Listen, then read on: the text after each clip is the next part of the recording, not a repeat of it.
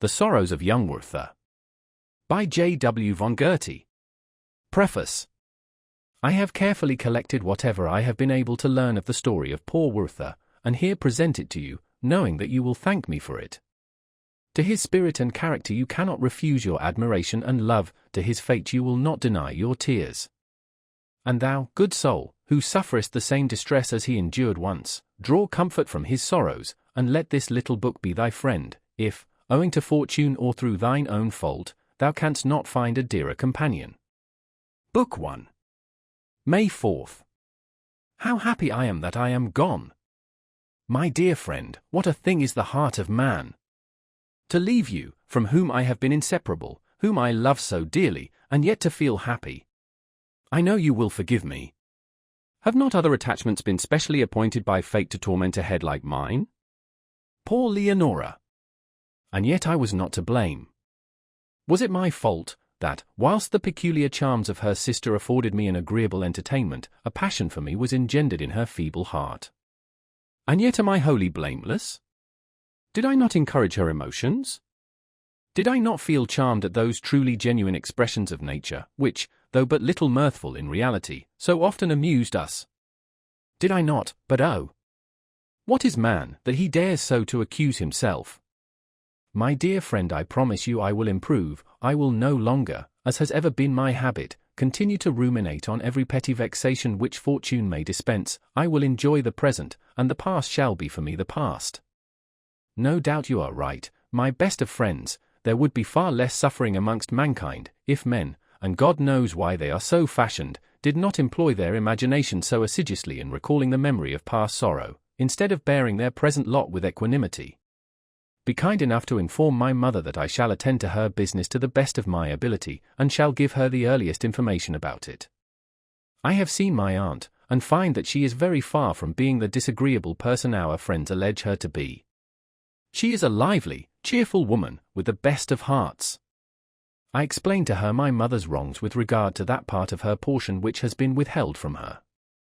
She told me the motives and reasons of her own conduct, and the terms on which she is willing to give up the whole, and to do more than we have asked. In short, I cannot write further upon this subject at present, only assure my mother that all will go on well. And I have again observed, my dear friend, in this trifling affair, that misunderstandings and neglect occasion more mischief in the world than even malice and wickedness. At all events, the two latter are of less frequent occurrence. In other respects I am very well off here. Solitude in this terrestrial paradise is a genial balm to my mind, and the young spring cheers with its bounteous promises my oftentimes misgiving heart. Every tree, every bush, is full of flowers, and one might wish himself transformed into a butterfly, to float about in this ocean of perfume, and find his whole existence in it. The town itself is disagreeable, but then, all around, you find an inexpressible beauty of nature. This induced the late Count M to lay out a garden on one of the sloping hills which here intersect each other with the most charming variety, and form the most lovely valleys. The garden is simple, and it is easy to perceive, even upon your first entrance, that the plan was not designed by a scientific gardener, but by a man who wished to give himself up here to the enjoyment of his own sensitive heart. Many a tear have I already shed to the memory of its departed master in a summer house which is now reduced to ruins, but was his favourite resort, and now is mine. I shall soon be master of the place. The gardener has become attached to me within the last few days, and he will lose nothing thereby. May 10th. A wonderful serenity has taken possession of my entire soul, like these sweet mornings of spring which I enjoy with my whole heart. I am alone, and feel the charm of existence in this spot, which was created for the bliss of souls like mine. I am so happy, my dear friend, so absorbed in the exquisite sense of mere tranquil existence, that I neglect my talents. I should be incapable of drawing a single stroke at the present moment, and yet I feel that I never was a greater artist than now.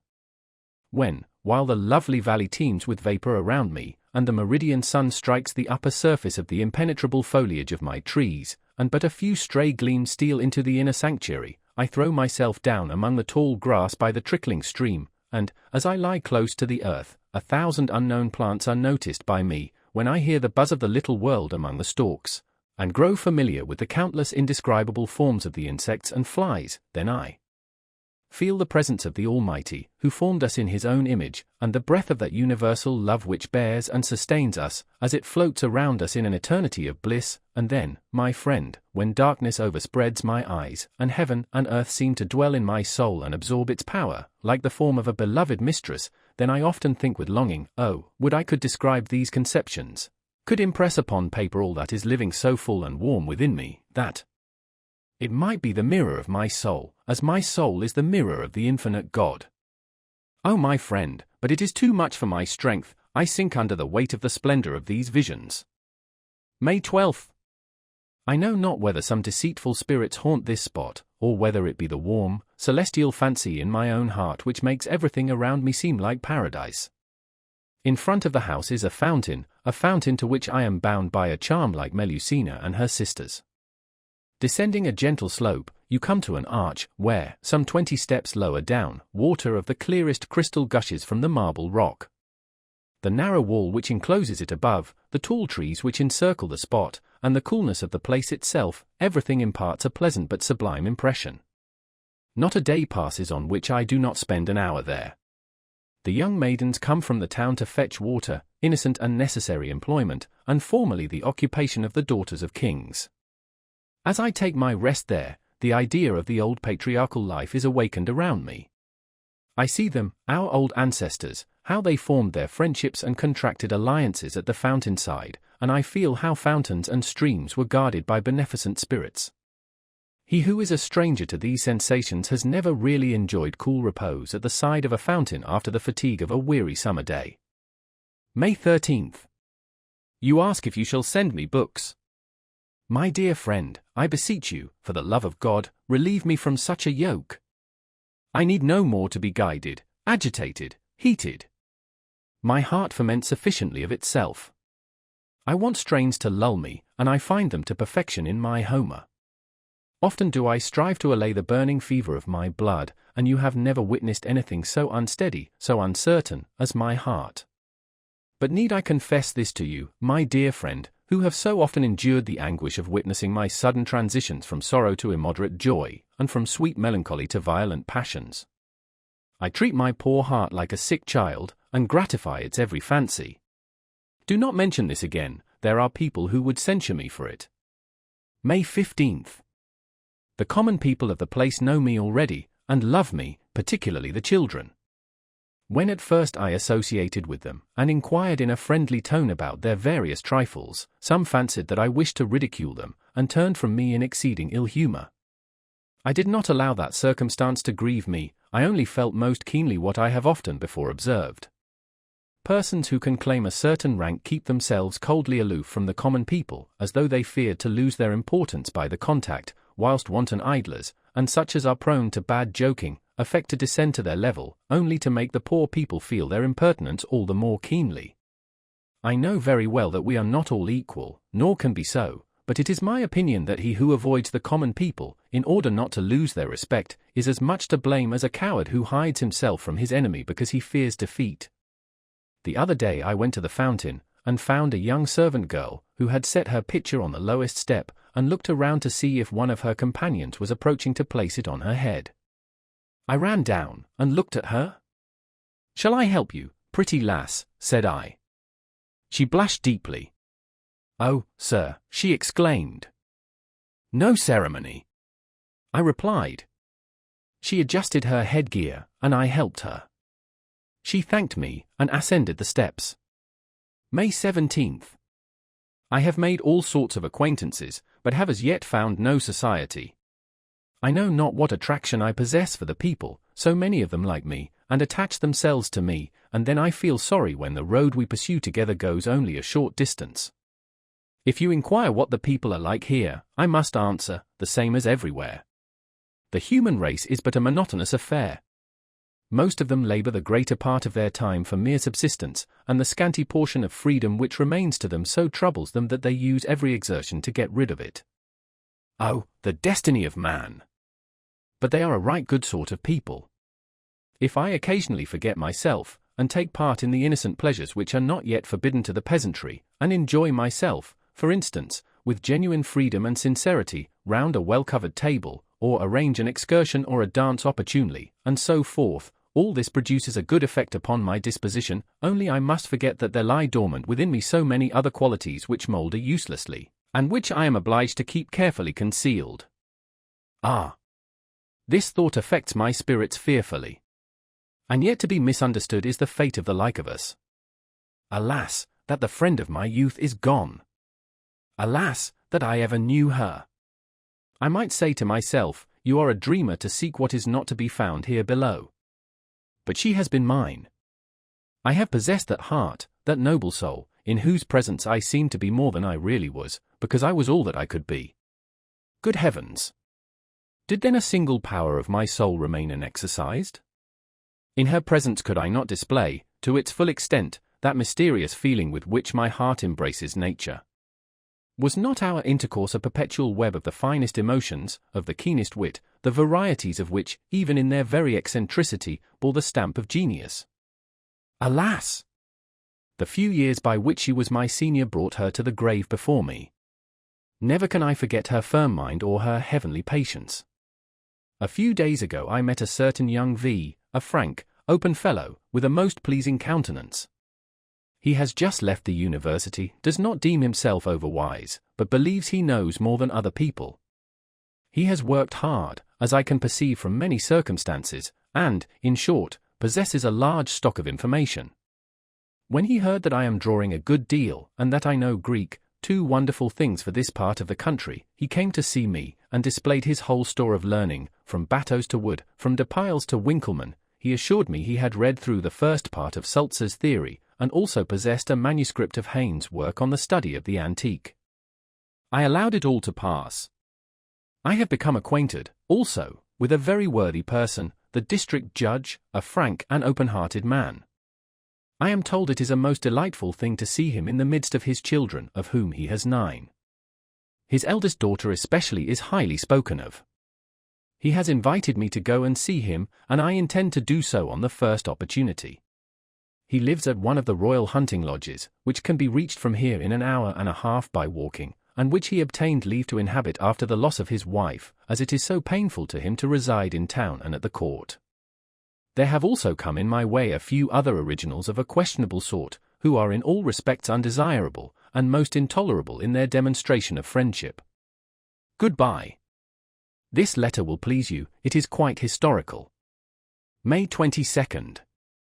That the life of man is but a dream, many a man has surmised heretofore, and I, too, am everywhere pursued by this feeling. When I consider the narrow limits within which our active and inquiring faculties are confined, when I see how all our energies are wasted in providing for mere necessities, which again have no further end than to prolong a wretched existence, and then that all our satisfaction concerning certain subjects of investigation ends in nothing better than a passive resignation, whilst we amuse ourselves painting our prison walls with bright figures and brilliant landscapes, when I consider all this, Wilhelm, I am silent. I examine my own being, and find there a world, but a world rather of imagination and dim desires, than of distinctness and living power. Then everything swims before my senses, and I smile and dream while pursuing my way through the world. All learned professors and doctors are agreed that children do not comprehend the cause of their desires, but that the grown-up should wander about this earth like children, without knowing whence they come, or whither they go, influenced as little by fixed motives, but guided like them by biscuits, sugar plums, and the rod. This is what nobody is willing to acknowledge, and yet I think it is palpable. I know what you will say in reply, for I am ready to admit that they are happiest, who, like children, amuse themselves with their playthings, dress and undress their dolls, and attentively watch the cupboard, where mamma has locked up her sweet things, and, when at last they get a delicious morsel, eat it greedily, and exclaim, "More." These are certainly happy beings, but others also are objects of envy, who dignify their paltry employments, and sometimes even their passions, with pompous titles, representing them to mankind as gigantic achievements performed for their welfare and glory. But the man who humbly acknowledges the vanity of all this, who observes with what pleasure the thriving citizen converts his little garden into a paradise, and how patiently even the poor man pursues his weary way under his burden, and how all wish equally to behold the light of the sun a little longer, yes, such a man is at peace, and creates his own world within himself, and he is also happy, because he is a man. And then, however limited his sphere, he still preserves in his bosom the sweet feeling of liberty, and knows that he can quit his prison whenever he likes. May 26th. You know of old my ways of settling anywhere, of selecting a little cottage in some cozy spot, and of putting up in it with every inconvenience. Here, too, I have discovered such a snug, comfortable place, which possesses peculiar charms for me. About a league from the town is a place called Walheim. The reader need not take the trouble to look for the place thus designated. We have found it necessary to change the names given in the original. It is delightfully situated on the side of a hill, and, by proceeding along one of the footpaths which lead out of the village, you can have a view of the whole valley. A good old woman lives there, who keeps a small inn. She sells wine, beer, and coffee, and is cheerful and pleasant notwithstanding her age. The chief charm of this spot consists in 2 linden trees, spreading their enormous branches over the little green before the church, which is entirely surrounded by peasants' cottages, barns, and homesteads. I have seldom seen a place so retired and peaceable, and there often have my table and chair brought out from the little inn, and drink my coffee there, and read my Homer. Accident brought me to the spot one fine afternoon, and I found it perfectly deserted. Everybody was in the fields except a little boy about 4 years of age, who was sitting on the ground, and held between his knees a child about 6 months old. He pressed it to his bosom with both arms, which thus formed a sort of armchair, and, notwithstanding the liveliness which sparkled in its black eyes, it remained perfectly still. The sight charmed me. I sat down upon a plough opposite, and sketched with great delight this little picture of brotherly tenderness.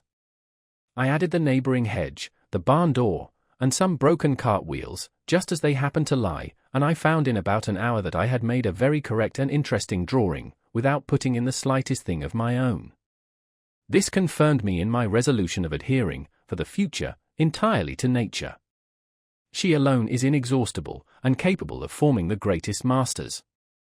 Much may be alleged in favour of rules, as much may be likewise advanced in favour of the laws of society. An artist formed upon them will never produce anything absolutely bad or disgusting, as a man who observes the laws, and obeys decorum, can never be an absolutely intolerable neighbour, nor a decided villain. But yet, say what you will of rules, they destroy the genuine feeling of nature, as well as its true expression. Do not tell me that this is too hard, that they only restrain and prune superfluous branches, etc. My good friend, I will illustrate this by an analogy. These things resemble love.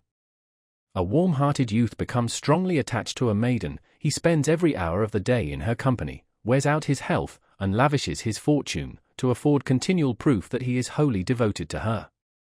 Then comes a man of the world, a man of place and respectability, and addresses him thus: "My good young friend, love is natural, but you must love within bounds. Divide your time, devote a portion to business, and give the hours of recreation to your mistress. Calculate your fortune, and out of the superfluity you may make her a present, only not too often, on her birthday and such occasions." Pursuing this advice, he may become a useful member of society, and I should advise every prince to give him an appointment, but it is all up with his love, and with his genius if he be an artist. Oh my friend! Why is it that the torrent of genius so seldom bursts forth, so seldom rolls in full flowing stream, overwhelming your astounded soul? Because, on either side of this stream, cold and respectable persons have taken up their abodes, and, forsooth, their summer houses and tulip beds would suffer from the torrent, wherefore they dig trenches, and raise embankments betimes, in order to avert the impending danger. May 27th. I find I have fallen into raptures, declamation, and similes, and have forgotten, in consequence, to tell you what became of the children. Absorbed in my artistic contemplations, which I briefly described in my letter of yesterday, I continued sitting on the plough for 2 hours. Toward evening a young woman, with a basket on her arm, came running toward the children, who had not moved all that time. She exclaimed from a distance, "You are a good boy, Philip." She gave me greeting, I returned it, rose, and approached her. I inquired if she were the mother of those pretty children. "Yes," she said, and, giving the eldest a piece of bread, she took the little one in her arms and kissed it with a mother's tenderness. "I left my child in Philip's care," she said, "whilst I went into the town with my eldest boy to buy some wheaten bread, some sugar, and an earthen pot. I saw the various articles in the basket, from which the cover had fallen. I shall make some broth tonight for my little Hans, which was the name of the youngest. That wild fellow, the big one, broke my pot yesterday, whilst he was scrambling with Philip for what remained of the contents. I inquired for the eldest, and she had scarcely time to tell me that he was driving a couple of geese home from the meadow, when he ran up, and handed Philip an osier twig. I talked a little longer with the woman, and found that she was the daughter of the schoolmaster, and that her husband was gone on a journey into Switzerland for some money a relation had left him. They wanted to cheat him, she said, and would not answer his letters, so he is gone there himself. I hope he has met with no accident, as I have heard nothing of him since his departure. I left the woman, with regret, giving each of the children a kreutzer, with an additional one for the youngest, to buy some wheaten bread for his broth when she went to town next, and so we parted. I assure you, my dear friend, when my thoughts are all in tumult, the sight of such a creature as this tranquilizes my disturbed mind. She moves in a happy thoughtlessness within the confined circle of her existence, she supplies her wants from day to day, and, when she sees the leaves fall, they raise no other idea in her mind than that winter is approaching. Since that time I have gone out there frequently. The children have become quite familiar with me, and each gets a lump of sugar when I drink my coffee, and they share my milk and bread and butter in the evening. They always receive their kreutzer on Sundays, for the good woman has orders to give it to them when I do not go there after evening service. They are quite at home with me, tell me everything, and I am particularly amused with observing their tempers, and the simplicity of their behavior, when some of the other village children are assembled with them. It has given me a deal of trouble to satisfy the anxiety of the mother, lest, as she says, they should inconvenience the gentleman. May 30th. What I have lately said of painting is equally true with respect to poetry. It is only necessary for us to know what is really excellent, and venture to give it expression, and that is saying much in few words. Today I have had a scene, which, if literally related, would make the most beautiful idyll in the world. But why should I talk of poetry and scenes and idylls? Can we never take pleasure in nature without having recourse to art? If you expect anything grand or magnificent from this introduction, you will be sadly mistaken. It relates merely to a peasant lad, who has excited in me the warmest interest. As usual, I shall tell my story badly, and you, as usual, will think me extravagant. It is Walheim once more, always Walheim, which produces these wonderful phenomena. A party had assembled outside the house under the linden trees, to drink coffee. The company did not exactly please me, and, under one pretext or another, I lingered behind. A peasant came from an adjoining house, and set to work arranging some part of the same plough which I had lately sketched. His appearance pleased me, and I spoke to him, inquired about his circumstances, made his acquaintance, and, as is my wont with persons of that class, was soon admitted into his confidence. He said he was in the service of a young widow, who set great store by him. He spoke so much of his mistress, and praised her so extravagantly, that I could soon see he was desperately in love with her. She is no longer young, he said, and she was treated so badly by her former husband that she does not mean to marry again. From his account it was so evident what incomparable charms she possessed for him, and how ardently he wished she would select him to extinguish the recollection of her first husband's misconduct, that I should have to repeat his own words in order to describe the depth of the poor fellow's attachment, truth, and devotion. It would, in fact, require the gifts of a great poet to convey the expression of his features, the harmony of his voice, and the heavenly fire of his eye. No words can portray the tenderness of his every movement and of every feature, no effort of mine could do justice to the scene. His alarm lest I should misconceive his position with regard to his mistress, or question the propriety of her conduct, touched me particularly. The charming manner with which he described her form and person, which, without possessing the graces of youth, won and attached him to her, is inexpressible, and must be left to the imagination. I have never in my life witnessed or fancied or conceived the possibility of such intense devotion, such ardent affections, united with so much purity. Do not blame me if I say that the recollection of this innocence and truth is deeply impressed upon my very soul, that this picture of fidelity and tenderness haunts me everywhere, and that my own heart, as though enkindled by the flame, glows and burns within me. I mean now to try and see her as soon as I can, or perhaps, on second thoughts, I had better not. It is better I should behold her through the eyes of her lover.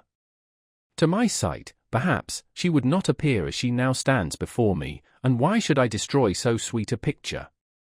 June 16th. Why do I not write to you? You lay claim to learning, and ask such a question.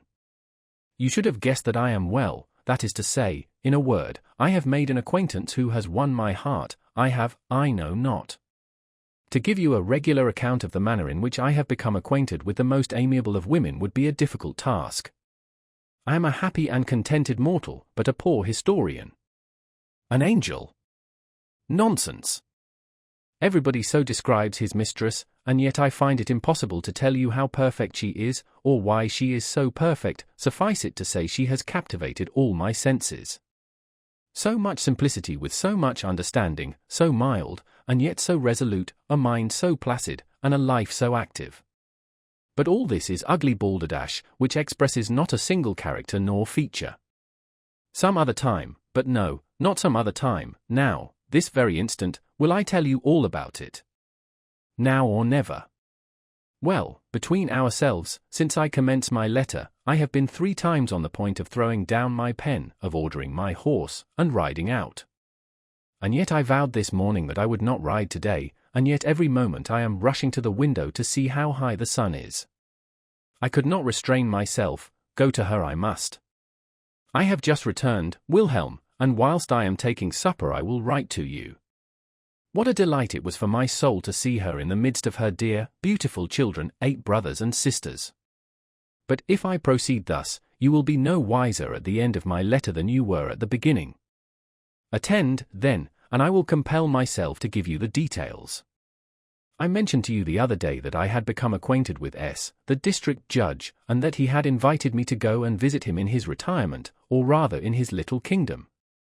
But I neglected going, and perhaps should never have gone, if chance had not discovered to me the treasure which lay concealed in that retired spot. Some of our young people had proposed giving a ball in the country, at which I consented to be present. I offered my hand for the evening to a pretty and agreeable, but rather commonplace, sort of girl from the immediate neighborhood, and it was agreed that I should engage a carriage, and call upon Charlotte, with my partner and her aunt, to convey them to the ball. My companion informed me, as we drove along through the park to the hunting lodge, that I should make the acquaintance of a very charming young lady. Take care, added the aunt, that you do not lose your heart. Why, said I, because she is already engaged to a very worthy man, she replied, who is gone to settle his affairs upon the death of his father, and will succeed to a very considerable inheritance. This information possessed no interest for me. When we arrived at the gate, the sun was setting behind the tops of the mountains.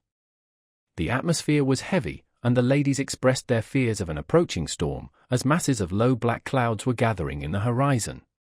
I relieved their anxieties by pretending to be weatherwise, although I myself had some apprehensions lest our pleasure should be interrupted.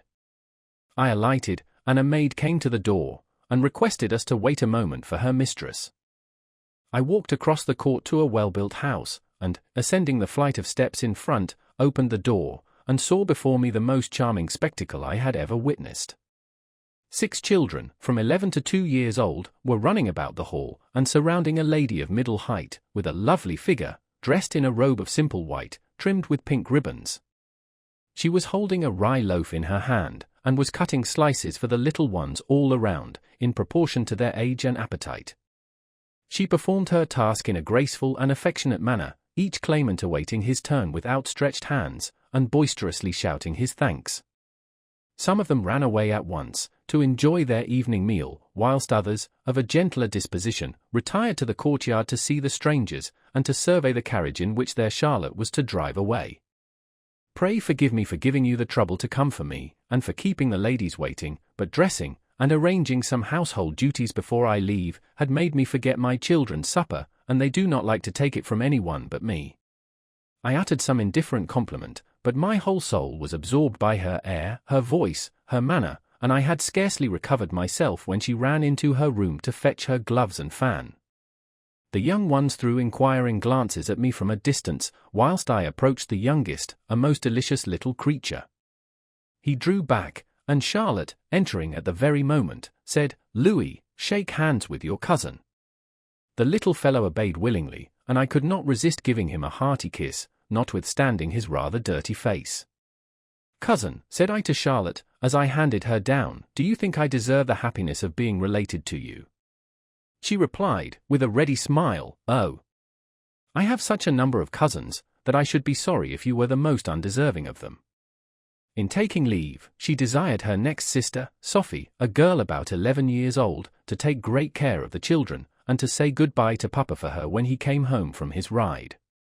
She enjoined to the little ones to obey their sister Sophie as they would herself, upon which some promised that they would, but a little fair-haired girl, about 6 years old, looked discontented, and said, "But Sophie is not you, Charlotte, and we like you best." The 2 eldest boys had clambered up the carriage, and, at my request, she permitted them to accompany us a little way through the forest, upon their promising to sit very still and hold fast. We were hardly seated, and the ladies had scarcely exchanged compliments, making the usual remarks upon each other's dress, and upon the company they expected to meet, when Charlotte stopped the carriage, and made her brothers get down. They insisted upon kissing her hands once more, which the eldest did with all the tenderness of a youth of 15, but the other in a lighter and more careless manner. She desired them again to give her love to the children, and we drove off. The aunt inquired of Charlotte whether she had finished the book she had last sent her. "No," said Charlotte, "I did not like it, you can have it again. And the one before was not much better." I was surprised, upon asking the title, to hear that it was ______. We feel obliged to suppress the passage in the letter, to prevent any one from feeling aggrieved, although no author need pay much attention to the opinion of a mere girl, or that of an unsteady young man. I found penetration and character in everything she said. Every expression seemed to brighten her features with new charms, with new rays of genius, which unfolded by degrees, as she felt herself understood. "When I was younger," she observed, "I loved nothing so much as romances. Nothing could equal my delight when, on some holiday, I could settle down quietly in a corner, and enter with my whole heart and soul into the joys or sorrows of some fictitious Leonora. I do not deny that they even possess some charms for me yet. But I read so seldom, that I prefer books suited exactly to my taste. And I like those authors best whose scenes describe my own situation in life, and the friends who are about me, whose stories touch me with interest, from resembling my own homely existence, which, without being absolutely paradise, is, on the whole, a source of indescribable happiness." I endeavored to conceal the emotion which these words occasioned, but it was of slight avail, for, when she had expressed so truly her opinion of the Vicar of Wakefield, and of other works, the names of which I omit, though the names are omitted, yet the authors mentioned deserve Charlotte's approbation, and will feel it in their hearts when they read this passage. It concerns no other person. I could no longer contain myself, but gave full utterance to what I thought of it, and it was not until Charlotte had addressed herself to the 2 other ladies, that I remembered their presence, and observed them sitting mute with astonishment. The aunt looked at me several times with an air of raillery, which, however, I did not at all mind. We talked of the pleasures of dancing. "If it is a fault to love it," said Charlotte, "I am ready to confess that I prize it above all other amusements.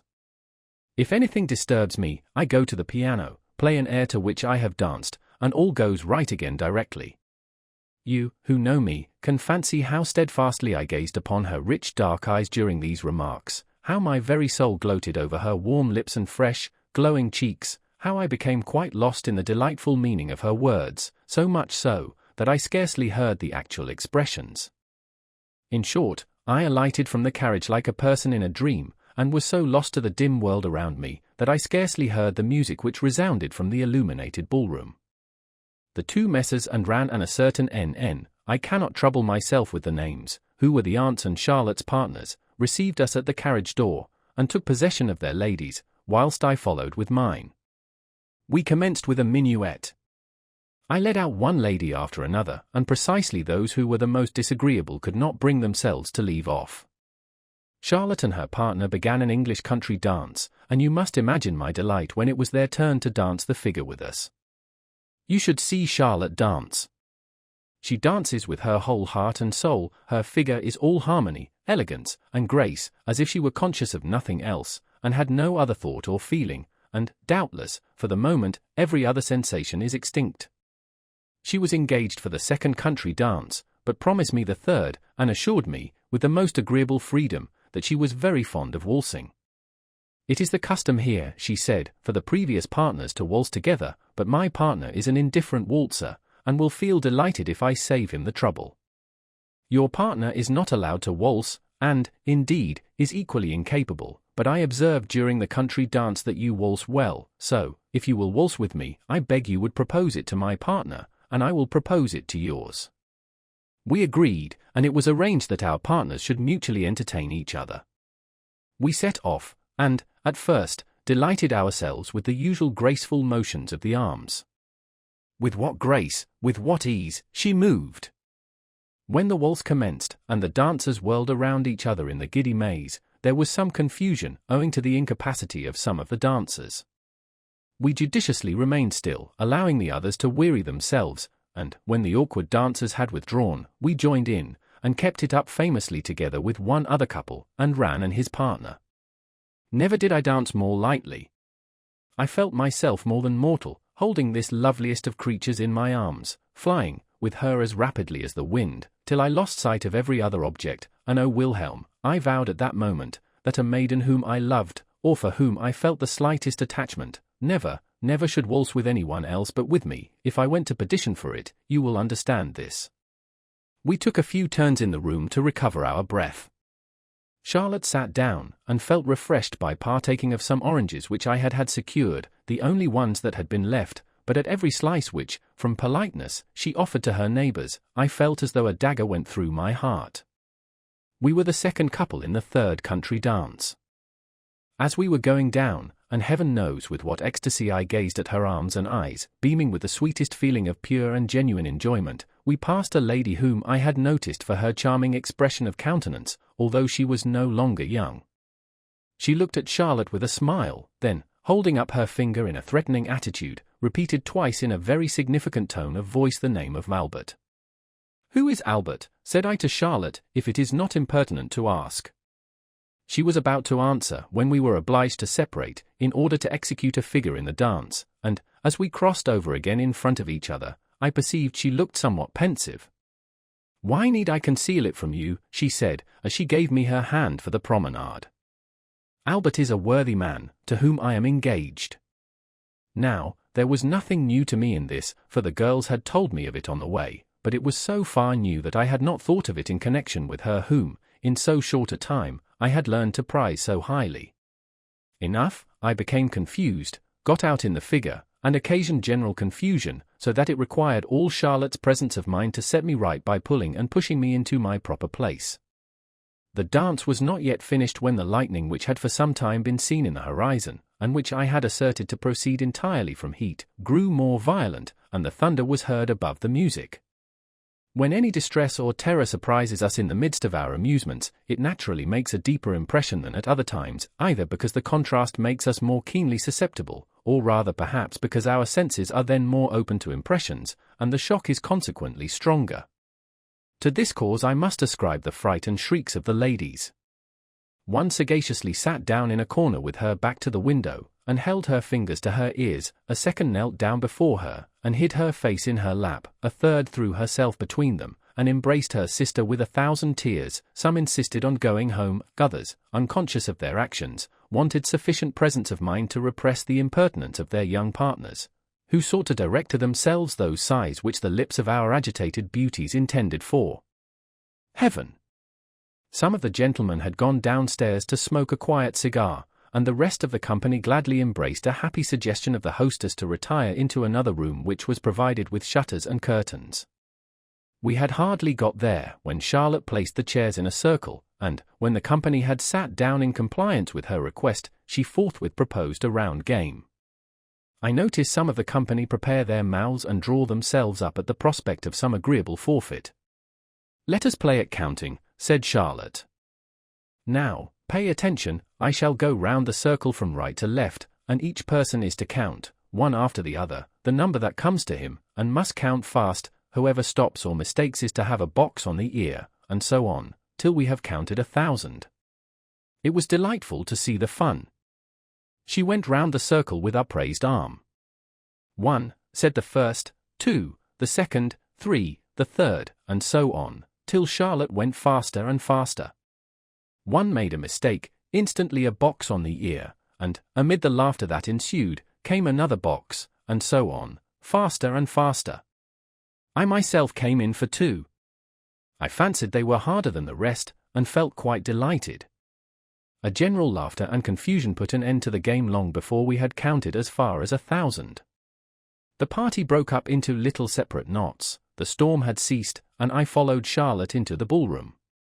On the way she said, the game banished their fears of the storm. I could make no reply. I myself, she continued, was as much frightened as any of them, but by affecting courage, to keep up the spirits of the others, I forgot my apprehensions. We went to the window. It was still thundering at a distance, a soft rain was pouring down over the country, and filled the air around us with delicious odors.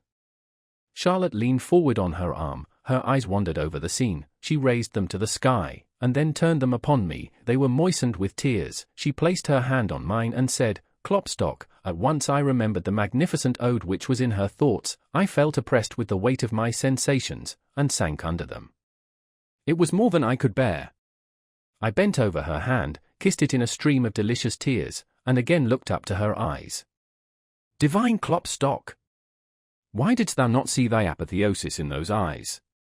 And thy name so often profaned, would that I never heard it repeated. June 19th.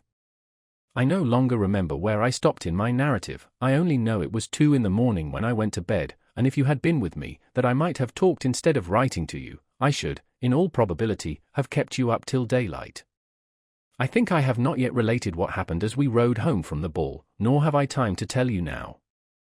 It was a most magnificent sunrise, the whole country was refreshed, and the rain fell drop by drop from the trees in the forest. Our companions were asleep. Charlotte asked me if I did not wish to sleep also, and begged of me not to make any ceremony on her account.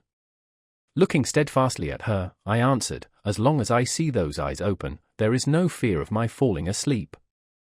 We both continued awake till we reached her door. The maid opened it softly, and assured her, in answer to her inquiries, that her father and the children were well, and still sleeping. I left her asking permission to visit her in the course of the day. She consented, and I went, and, since that time, sun, moon, and stars may pursue their course, I know not whether it is day or night, the whole world is nothing to me. June 21st.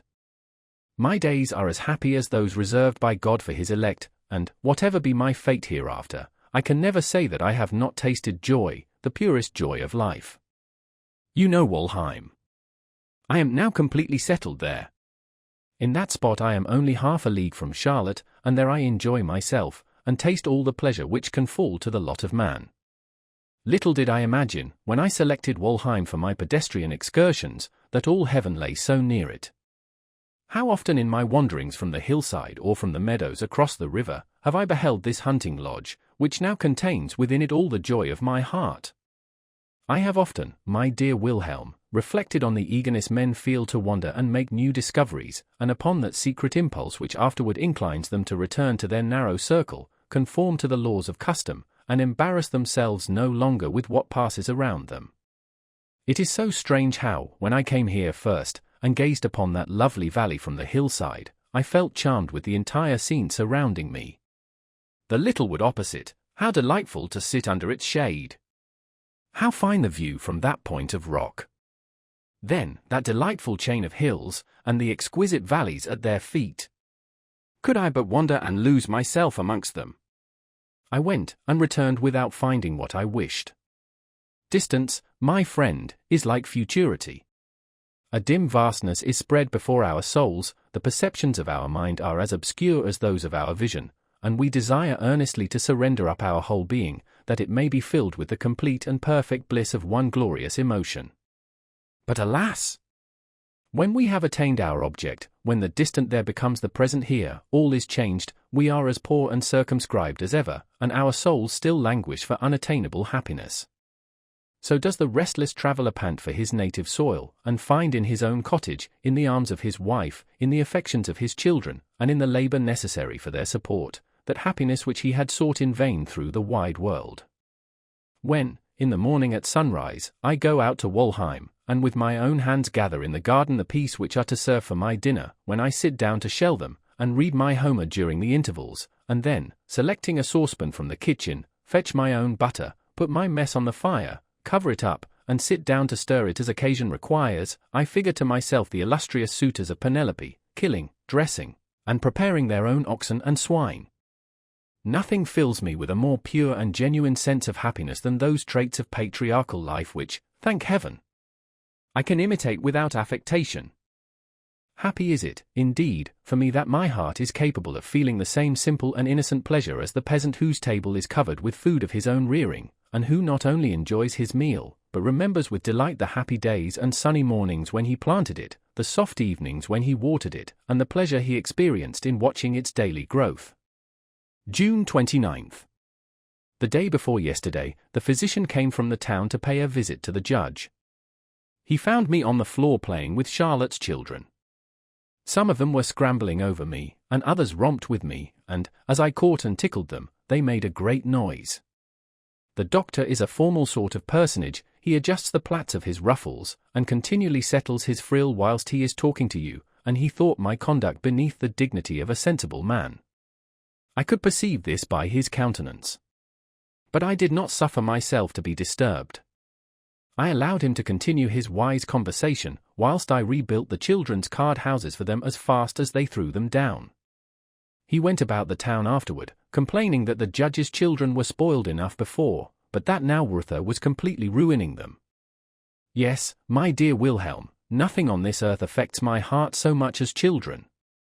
When I look on at their doings, when I mark in the little creatures the seeds of all those virtues and qualities which they will one day find so indispensable, when I behold in the obstinate all the future firmness and constancy of a noble character, in the capricious, that levity and gaiety of temper which will carry them lightly over the dangers and troubles of life, their whole nature simple and unpolluted, then I call to mind the golden words of the great teacher of mankind, unless ye become like one of these. And now, my friend, these children, who are our equals, whom we ought to consider as our models, we treat them as though they were our subjects. They are allowed no will of their own. And have we then none ourselves? Whence comes our exclusive right? Is it because we are older and more experienced? Great God! From the height of thy heaven thou beholdest great children and little children, and no others, and thy Son has long since declared which afford thee greatest pleasure. But they believe in him, and hear him not. That, too, is an old story, and they train their children after their own image, etc. Adieu, Wilhelm, I will not further bewilder myself with this subject. July 1st. The consolation Charlotte can bring to an invalid I experience from my own heart, which suffers more from her absence than many a poor creature lingering on a bed of sickness. She is gone to spend a few days in the town with a very worthy woman, who is given over by the physicians, and wishes to have Charlotte near her in her last moments. I accompanied her last week on a visit to the Vicar of S., a small village in the mountains, about a league hence. We arrived about 4 o'clock. Charlotte had taken her little sister with her. When we entered the vicarage court, we found the good old man sitting on a bench before the door, under the shade of 2 large walnut trees. At the sight of Charlotte he seemed to gain new life, rose, forgot his stick, and ventured to walk toward her. She ran to him, and made him sit down again. Then, placing herself by his side, she gave him a number of messages from her father, and then caught up his youngest child, a dirty, ugly little thing, the joy of his old age, and kissed it. I wish you could have witnessed her attention to this old man, how she raised her voice on account of his deafness, how she told him of healthy young people, who had been carried off when it was least expected, praised the virtues of Carlsbad, and commended his determination to spend the ensuing summer there, and assured him that he looked better and stronger than he did when she saw him last. I, in the meantime, paid attention to his good lady. The old man seemed quite in spirits, and as I could not help admiring the beauty of the walnut trees, which formed such an agreeable shade over our heads, he began, though with some little difficulty, to tell us their history. As to the oldest, said he, we do not know who planted it, some say one clergyman, and some another, but the younger one, there behind us, is exactly the age of my wife, 50 years old next October. Her father planted it in the morning, and in the evening she came into the world. My wife's father was my predecessor here, and I cannot tell you how fond he was of that tree, and it is fully as dear to me. Under the shade of that very tree, upon a log of wood, my wife was seated knitting, when I, a poor student, came into this court for the first time, just 27 years ago. Charlotte inquired for his daughter. He said she was gone with Herr Schmidt to the meadows, and was with the haymakers. The old man then resumed his story, and told us how his predecessor had taken a fancy to him, as had his daughter likewise, and how he had become first his curate, and subsequently his successor. He had scarcely finished his story when his daughter returned through the garden, accompanied by the above-mentioned Herr Schmidt. She welcomed Charlotte affectionately, and I confess I was much taken with her appearance. She was a lively-looking, good-humoured brunette, quite competent to amuse one for a short time in the country. Her lover, for such Herr Schmidt evidently appeared to be, he was a polite, reserved personage, and would not join our conversation, notwithstanding all Charlotte's endeavours to draw him out. I was much annoyed at observing, by his countenance, that his silence did not arise from want of talent, but from caprice and ill humour. This subsequently became very evident when we set out to take a walk, and Frederica joining Charlotte, with whom I was talking, the worthy gentleman's face, which was naturally rather sombre, became so dark and angry that Charlotte was obliged to touch my arm, and remind me that I was talking too much to Frederica. Nothing distresses me more than to see men torment each other, particularly when in the flower of their age, in the very season of pleasure, they waste their few short days of sunshine in quarrels and disputes, and only perceive their error when it is too late to repair it. This thought dwelt upon my mind, and in the evening, when we returned to the vicar's, and were sitting round the table with our bread and milk, the conversation turned on the joys and sorrows of the world. I could not resist the temptation to inveigh bitterly against ill humour. We are apt, said I, to complain, but with very little cause, that our happy days are few, and our evil days many. If our hearts were always disposed to receive the benefits heaven sends us, we should acquire strength to support evil when it comes. But, observed the vicar's wife, we cannot always command our tempers, so much depends upon the constitution. When the body suffers, the mind is ill at ease. I acknowledge that, I continued, but we must consider such a disposition in the light of a disease, and inquire whether there is no remedy for it. I should be glad to hear one, said Charlotte. At least, I think very much depends upon ourselves. I know it is so with me. When anything annoys me, and disturbs my temper, I hasten into the garden, hum a couple of country dances, and it is all right with me directly. That is what I meant, I replied. Ill humour resembles indolence. It is natural to us, but if once we have courage to exert ourselves, we find our work run fresh from our hands, and we experience in the activity from which we shrank a real enjoyment. Frederica listened very attentively, and the young man objected that we were not masters of ourselves, and still less so of our feelings.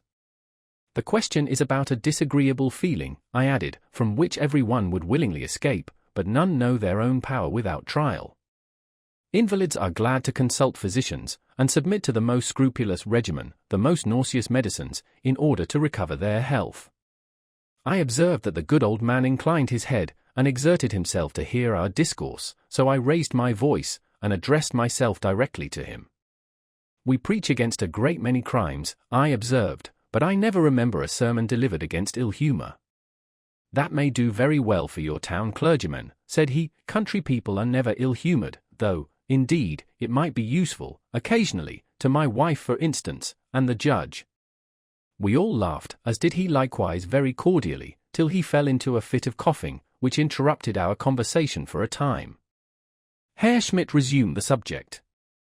You call ill humour a crime, he remarked, but I think you use too strong a term.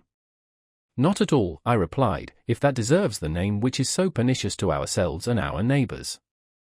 Is it not enough that we want the power to make one another happy? Must we deprive each other of the pleasure which we can all make for ourselves? Show me the man who has the courage to hide his ill humour, who bears the whole burden himself, without disturbing the peace of those around him. No, ill humour arises from an inward consciousness of our own want of merit, from a discontent which ever accompanies that envy which foolish vanity engenders. We see people happy, whom we have not made so, and cannot endure the sight. Charlotte looked at me with a smile. She observed the emotion with which I spoke, and a tear in the eyes of Frederica stimulated me to proceed. Woe unto those, I said, who use their power over a human heart to destroy the simple pleasures it would naturally enjoy. All the favors, all the attentions, in the world cannot compensate for the loss of that happiness which a cruel tyranny has destroyed. My heart was full as I spoke. A recollection of many things which had happened pressed upon my mind, and filled my eyes with tears. We should daily repeat to ourselves, I exclaimed, that we should not interfere with our friends, unless to leave them in possession of their own joys, and increase their happiness by sharing it with them. But when their souls are tormented by a violent passion, or their hearts rent with grief, is it in your power to afford them the slightest consolation? And when the last fatal malady seizes the being whose untimely grave you have prepared, when she lies languid and exhausted before you, her dim eyes raised to heaven, and the damp of death upon her pallid brow, there you stand at her bedside like a condemned criminal, with the bitter feeling that your whole fortune could not save her, and the agonizing thought wrings you, that all your efforts are powerless to impart even a moment's strength to the departing soul, or quicken her with a transitory consolation. At these words the remembrance of a similar scene at which I had been once present fell with full force upon my heart. I buried my face in my handkerchief, and hastened from the room, and was only recalled to my recollection by Charlotte's voice, who reminded me that it was time to return home. With what tenderness she chid me on the way for the too eager interest I took in everything. She declared it would do me injury, and that I ought to spare myself. Yes, my angel. I will do so for your sake. July 6th. She is still with her dying friend, and is still the same bright, beautiful creature whose presence softens pain, and sheds happiness around whichever way she turns. She went out yesterday with her little sisters, I knew it, and went to meet them, and we walked together. In about an hour and a half we returned to the town. We stopped at the spring I am so fond of, and which is now 1,000 times dearer to me than ever. Charlotte seated herself upon the low wall, and we gathered about her.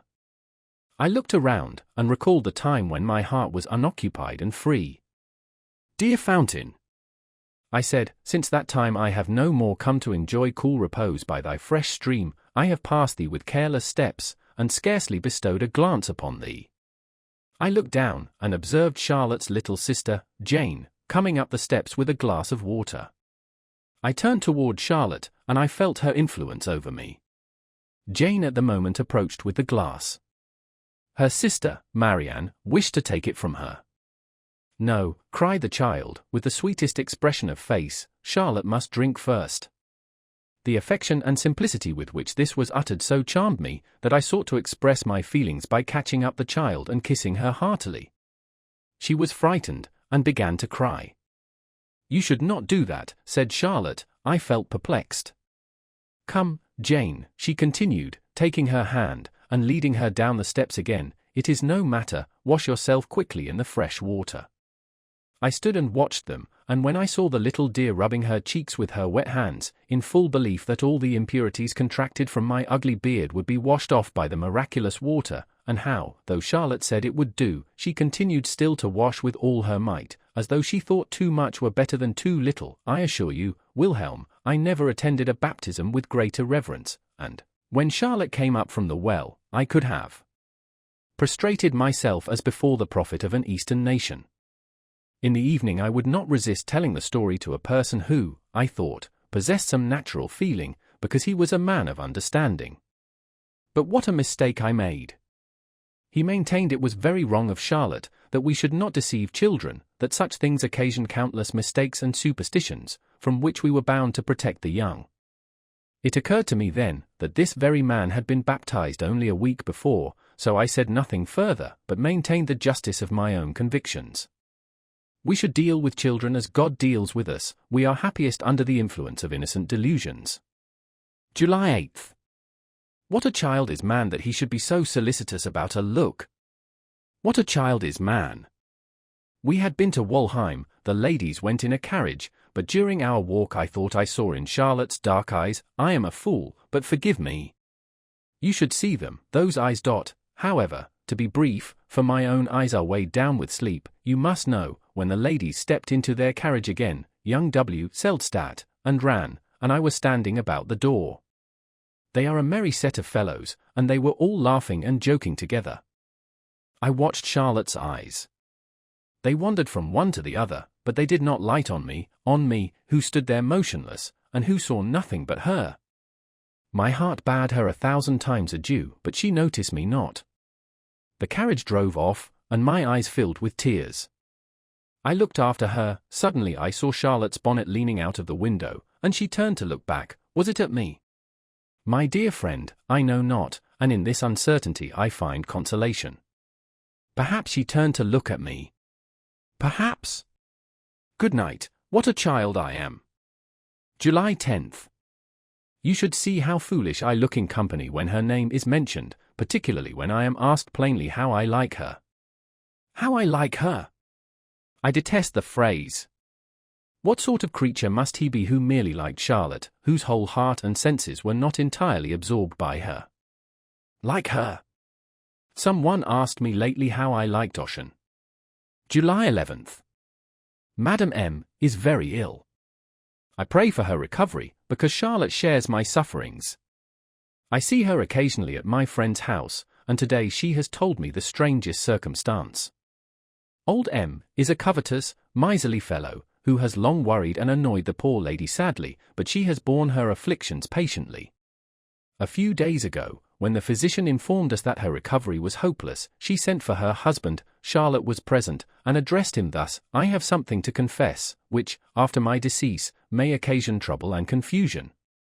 I have hitherto conducted your household as frugally and economically as possible, but you must pardon me for having defrauded you for 30 years. At the commencement of our married life, you allowed a small sum for the wants of the kitchen, and the other household expenses. When our establishment increased and our property grew larger, I could not persuade you to increase the weekly allowance in proportion. In short, you know, that, when our wants were greatest, you required me to supply everything with 7 florins a week. I took the money from you without an observation, but made up the weekly deficiency from the money chest, as nobody would suspect your wife of robbing the household bank.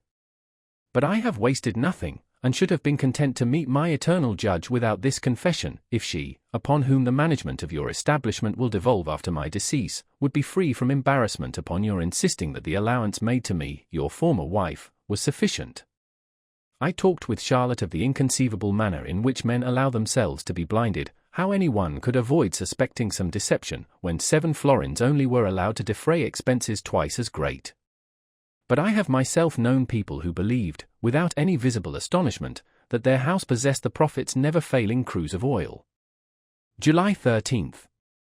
No, I am not deceived. In her dark eyes I read a genuine interest in me and in my fortunes. Yes, I feel it, and I may believe my own heart which tells me, dare I say it, dare I pronounce the divine words, that she loves me. That she loves me. How the idea exalts me in my own eyes. And, as you can understand my feelings, I may say to you, how I honor myself since she loves me. Is this presumption, or is it a consciousness of the truth? I do not know a man able to supplant me in the heart of Charlotte, and yet when she speaks of her betrothed with so much warmth and affection, I feel like the soldier who has been stripped of his honors and titles, and deprived of his sword. July 16th.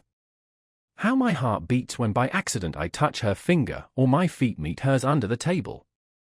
I draw back as if from a furnace, but a secret force impels me forward again, and my senses become disordered. Her innocent, unconscious heart never knows what agony these little familiarities inflict upon me.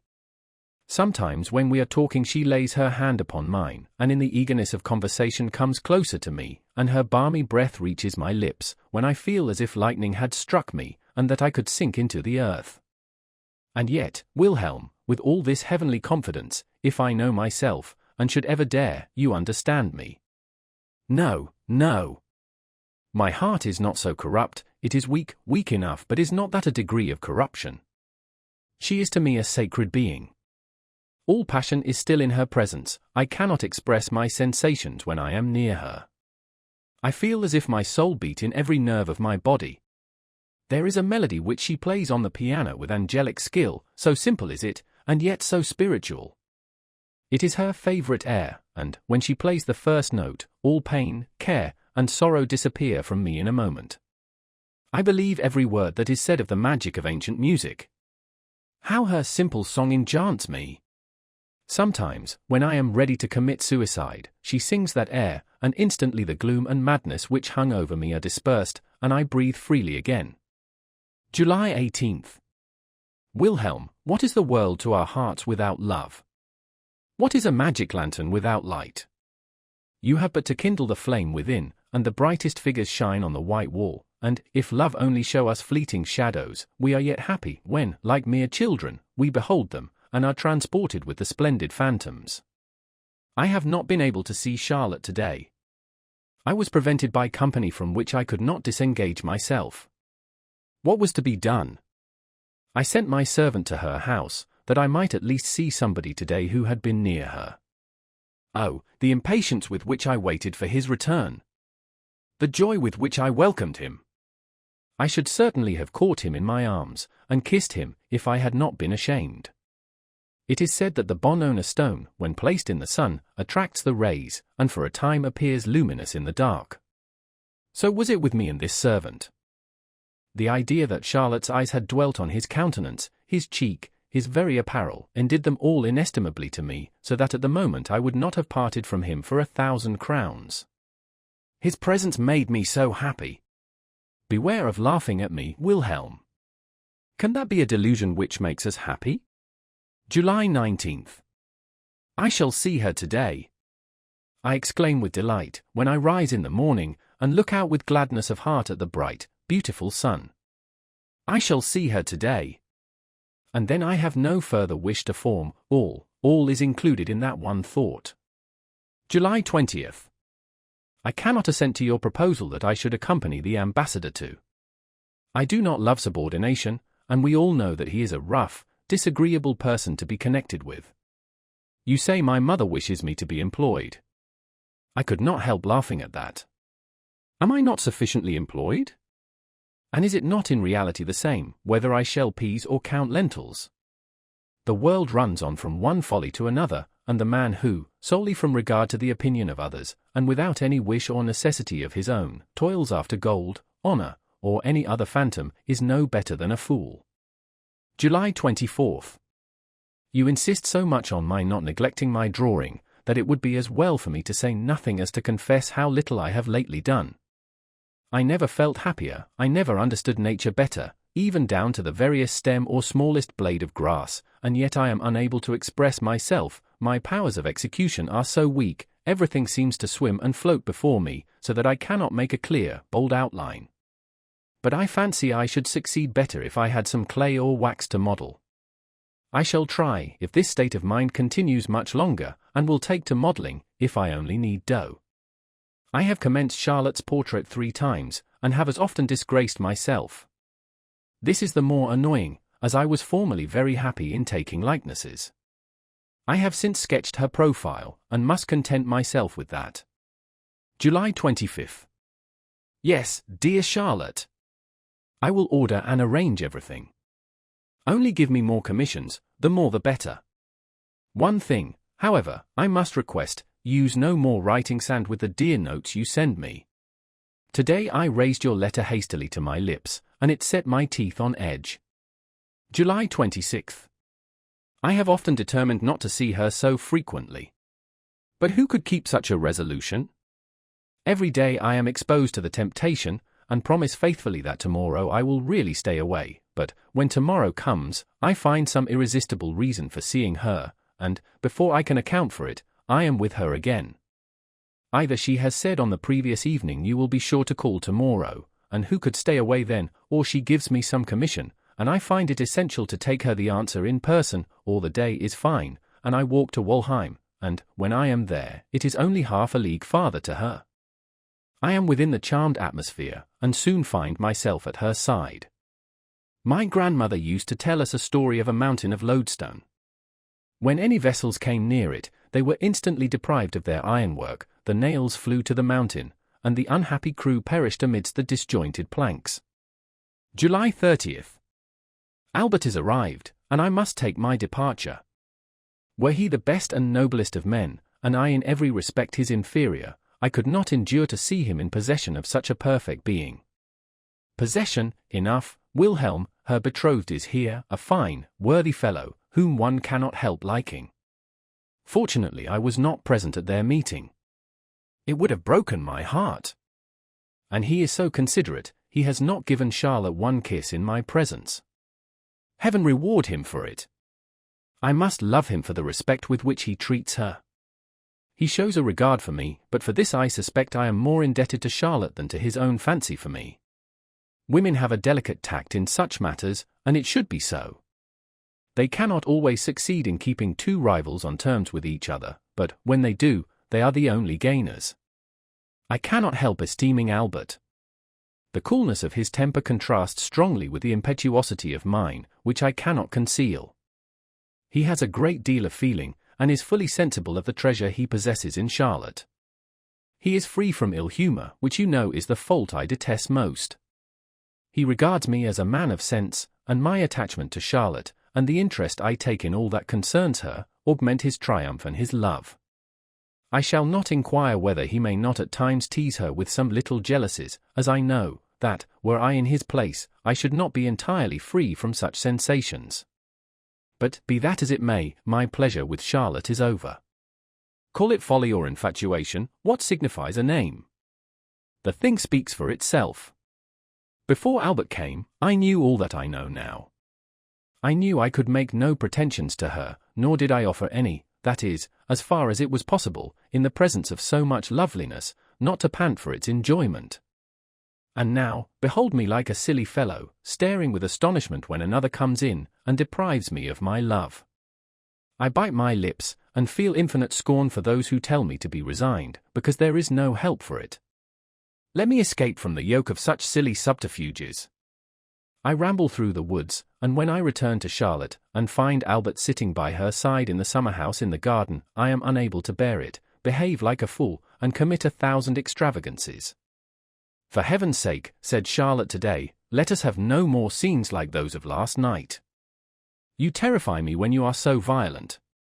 Between ourselves, I am always away now when he visits her, and I feel delighted when I find her alone. August 8th. Believe me, dear Wilhelm, I did not allude to you when I spoke so severely of those who advise resignation to inevitable fate. I did not think it possible for you to indulge such a sentiment. But in fact you are right.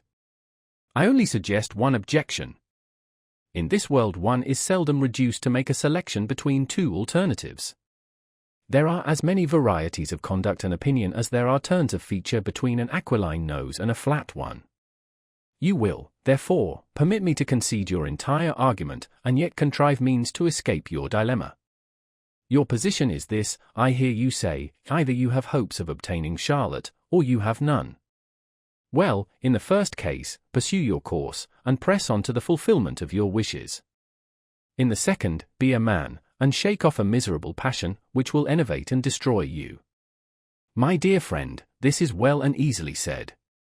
But would you require a wretched being, whose life is slowly wasting under a lingering disease, to despatch himself at once by the stroke of a dagger? Does not the very disorder which consumes his strength deprive him of the courage to effect his deliverance? You may answer me, if you please, with a similar analogy, who would not prefer the amputation of an arm to the periling of life by doubt and procrastination. But I know not if I am right, and let us leave these comparisons. Enough. There are moments, Wilhelm, when I could rise up and shake it all off, and when, if I only knew where to go, I could fly from this place. The same evening. My diary, which I have for some time neglected, came before me today, and I am amazed to see how deliberately I have entangled myself step by step. To have seen my position so clearly, and yet to have acted so like a child. Even still I behold the result plainly, and yet have no thought of acting with greater prudence. August 10th. If I were not a fool, I could spend the happiest and most delightful life here. So many agreeable circumstances, and of a kind to ensure a worthy man's happiness, are seldom united. Alas! I feel it too sensibly, the heart alone makes our happiness. To be admitted into this most charming family, to be loved by the father as a son, by the children as a father, and by Charlotte. Then the noble Albert, who never disturbs my happiness by any appearance of ill humor, receiving me with the heartiest affection, and loving me, next to Charlotte, better than all the world. Wilhelm, you would be delighted to hear us in our rambles and conversations about Charlotte. Nothing in the world can be more absurd than our connection, and yet the thought of it often moves me to tears. He tells me sometimes of her excellent mother, how, upon her deathbed, she had committed her house and children to Charlotte, and had given Charlotte herself in charge to him, how, since that time, a new spirit had taken possession of her, how, in care and anxiety for their welfare, she became a real mother to them, how every moment of her time was devoted to some labor of love in their behalf, and yet her mirth and cheerfulness had never forsaken her. I walk by his side, pluck flowers by the way, arrange them carefully into a nosegay, then fling them into the first stream I pass, and watch them as they float gently away. I forget whether I told you that Albert is to remain here.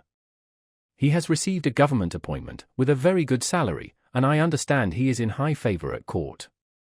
I have met few persons so punctual and methodical in business. August 12th. Certainly Albert is the best fellow in the world. I had a strange scene with him yesterday. I went to take leave of him, for I took it into my head to spend a few days in these mountains, from where I now write to you. As I was walking up and down his room, my eye fell upon his pistols. "Lend me those pistols," said I, "for my journey." "By all means," he replied, "if you will take the trouble to load them, for they only hang there for form." I took down one of them, and he continued, "Ever since I was near suffering for my extreme caution, I will have nothing to do with such things." I was curious to hear the story. "I was staying," said he, "some 3 months ago, at a friend's house in the country. I had a brace of pistols with me, unloaded, and I slept without any anxiety. One rainy afternoon I was sitting by myself, doing nothing, when it occurred to me I do not know how that the house might be attacked, that we might require the pistols, that we might in short, you know how we go on fancying, when we have nothing better to do. I gave the pistols to the servant, to clean and load. He was playing with the maid, and trying to frighten her, when the pistol went off. God knows how, the ramrod was in the barrel, and it went straight through her right hand, and shattered the thumb. I had to endure all the lamentation, and to pay the surgeon's bill, so, since that time, I have kept all my weapons unloaded. But, my dear friend, what is the use of prudence? We can never be on our guard against all possible dangers. However, now, you must know I can tolerate all men till they come to however, for it is self-evident that every universal rule must have its exceptions. But he is so exceedingly accurate, that, if he only fancies he has said a word too precipitate, or too general, or only half true, he never ceases to qualify, to modify, and extenuate, till at last he appears to have said nothing at all. Upon this occasion, Albert was deeply immersed in his subject. I ceased to listen to him, and became lost in reverie. With a sudden motion, I pointed the mouth of the pistol to my forehead, over the right eye. "What do you mean?" cried Albert, turning back the pistol. "It is not loaded," said I, "and even if not," he answered with impatience, "what can you mean? I cannot comprehend how a man can be so mad as to shoot himself, and the bare idea of it shocks me." "But why should anyone," said I, "in speaking of an action, venture to pronounce it mad or wise, or good or bad? What is the meaning of all this? Have you carefully studied the secret motives of our actions? Do you understand, can you explain the causes which occasion them, and make them inevitable?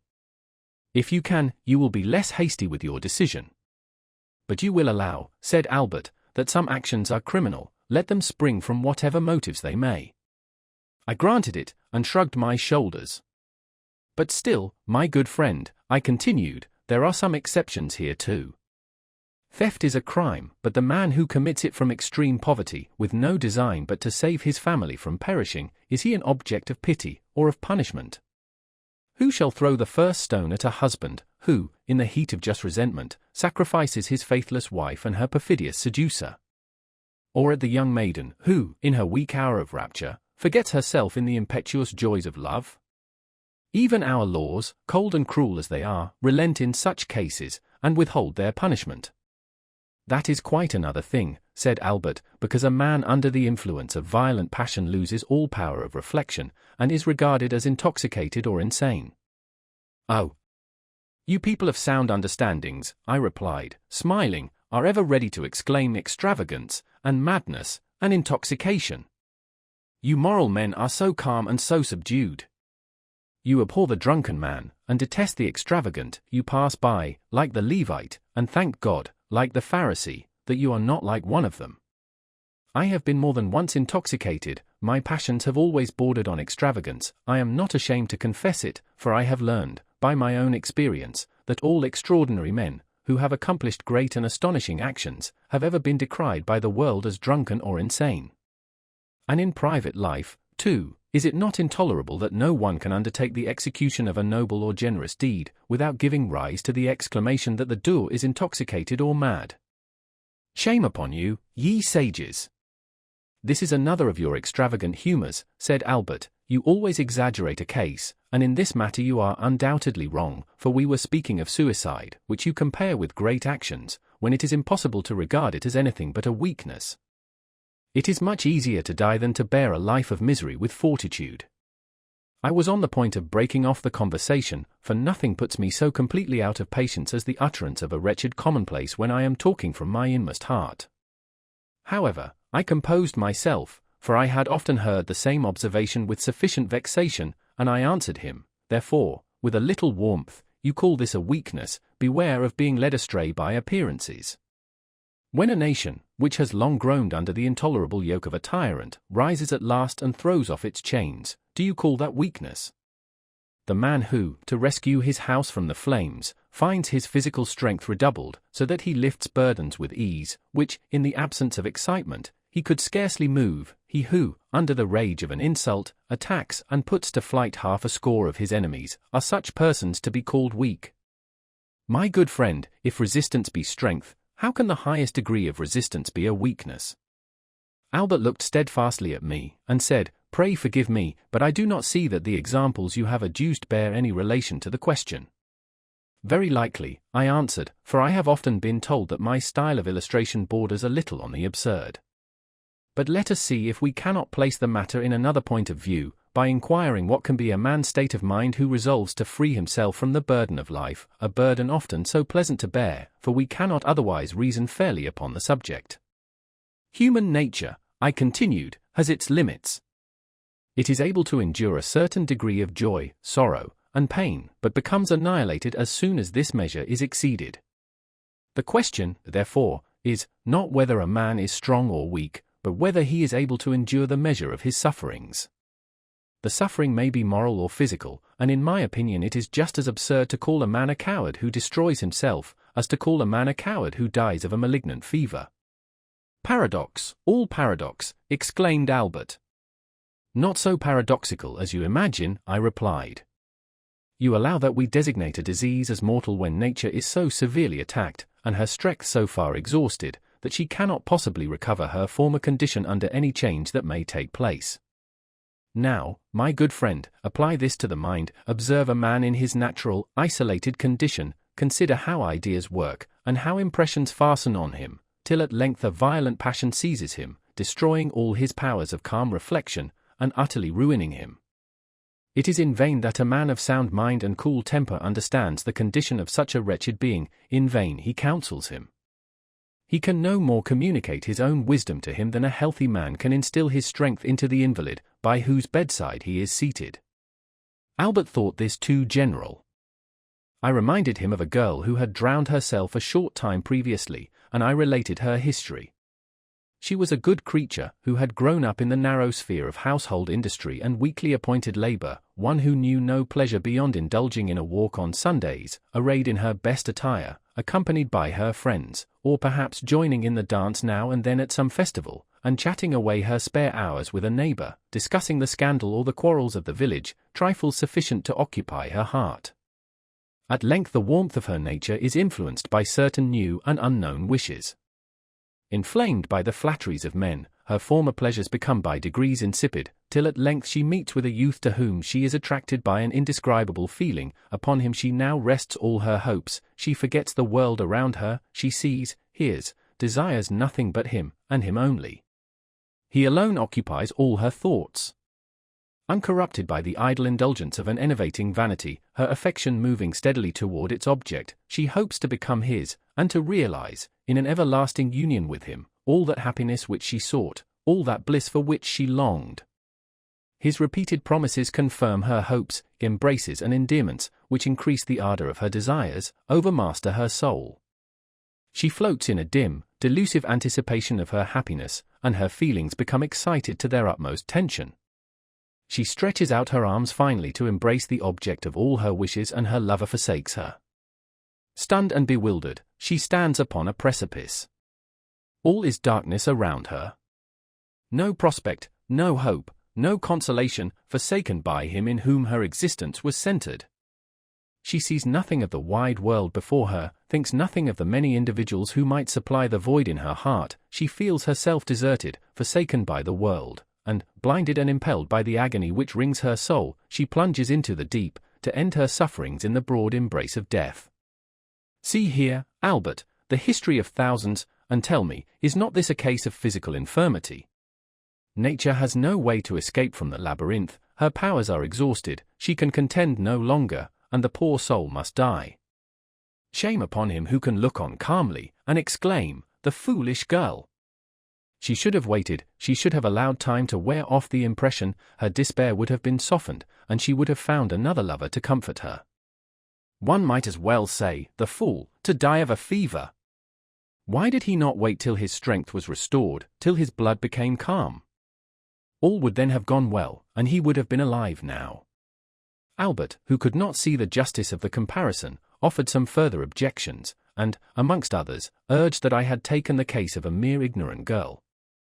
But how any man of sense, of more enlarged views and experience, could be excused, he was unable to comprehend. "My friend," I exclaimed, "man is but man, and, whatever be the extent of his reasoning powers, they are of little avail when passion rages within, and he feels himself confined by the narrow limits of nature. It were better, then, but we will talk of this some other time," I said, and caught up my hat. Alas! My heart was full, and we parted without conviction on either side. How rarely in this world do men understand each other! August 15th. There can be no doubt that in this world nothing is so indispensable as love. I observe that Charlotte could not lose me without a pang, and the very children have but one wish, that is, that I should visit them again tomorrow. I went this afternoon to tune Charlotte's piano. But I could not do it, for the little ones insisted on my telling them a story, and Charlotte herself urged me to satisfy them. I waited upon them at tea, and they are now as fully contented with me as with Charlotte, and I told them my very best tale of the princess who was waited upon by dwarfs. I improve myself by this exercise, and am quite surprised at the impression my stories create. If I sometimes invent an incident which I forget upon the next narration, they remind one directly that the story was different before, so that I now endeavor to relate with exactness the same anecdote in the same monotonous tone, which never changes. I find by this, how much an author injures his works by altering them, even though they be improved in a poetical point of view. The first impression is readily received. We are so constituted that we believe the most incredible things, and, once they are engraved upon the memory, woe to him who would endeavor to efface them. August 18th. Must it ever be thus, that the source of our happiness must also be the fountain of our misery? The full and ardent sentiment which animated my heart with the love of nature, overwhelming me with a torrent of delight, and which brought all paradise before me, has now become an insupportable torment, a demon which perpetually pursues and harasses me. When in bygone days I gazed from these rocks upon yonder mountains across the river, and upon the green, flowery valley before me, and saw all nature budding and bursting around, the hills clothed from foot to peak with tall, thick forest trees, the valleys in all their varied windings, shaded with the loveliest woods, and the soft river gliding along amongst the lisping reeds, mirroring the beautiful clouds which the soft evening breeze wafted across the sky, when I heard the groves about me, melodious with the music of birds, and saw the million swarms of insects dancing in the last golden beams of the sun, whose setting rays awoke the humming beetles from their grassy beds, whilst the subdued tumult around directed my attention to the ground, and I there observed the arid rock compelled to yield nutriment to the dry moss, whilst the heath flourished upon the barren sands below me. All this displayed to me the inner warmth which animates all nature, and filled and glowed within my heart. I felt myself exalted by this overflowing fullness to the perception of the Godhead, and the glorious forms of an infinite universe became visible to my soul. Stupendous mountains encompass me, abysses yawned at my feet, and cataracts fell headlong down before me, impetuous rivers rolled through the plain, and rocks and mountains resounded from afar. In the depths of the earth I saw innumerable powers in motion, and multiplying to infinity, whilst upon its surface, and beneath the heavens, there teemed 10,000 varieties of living creatures.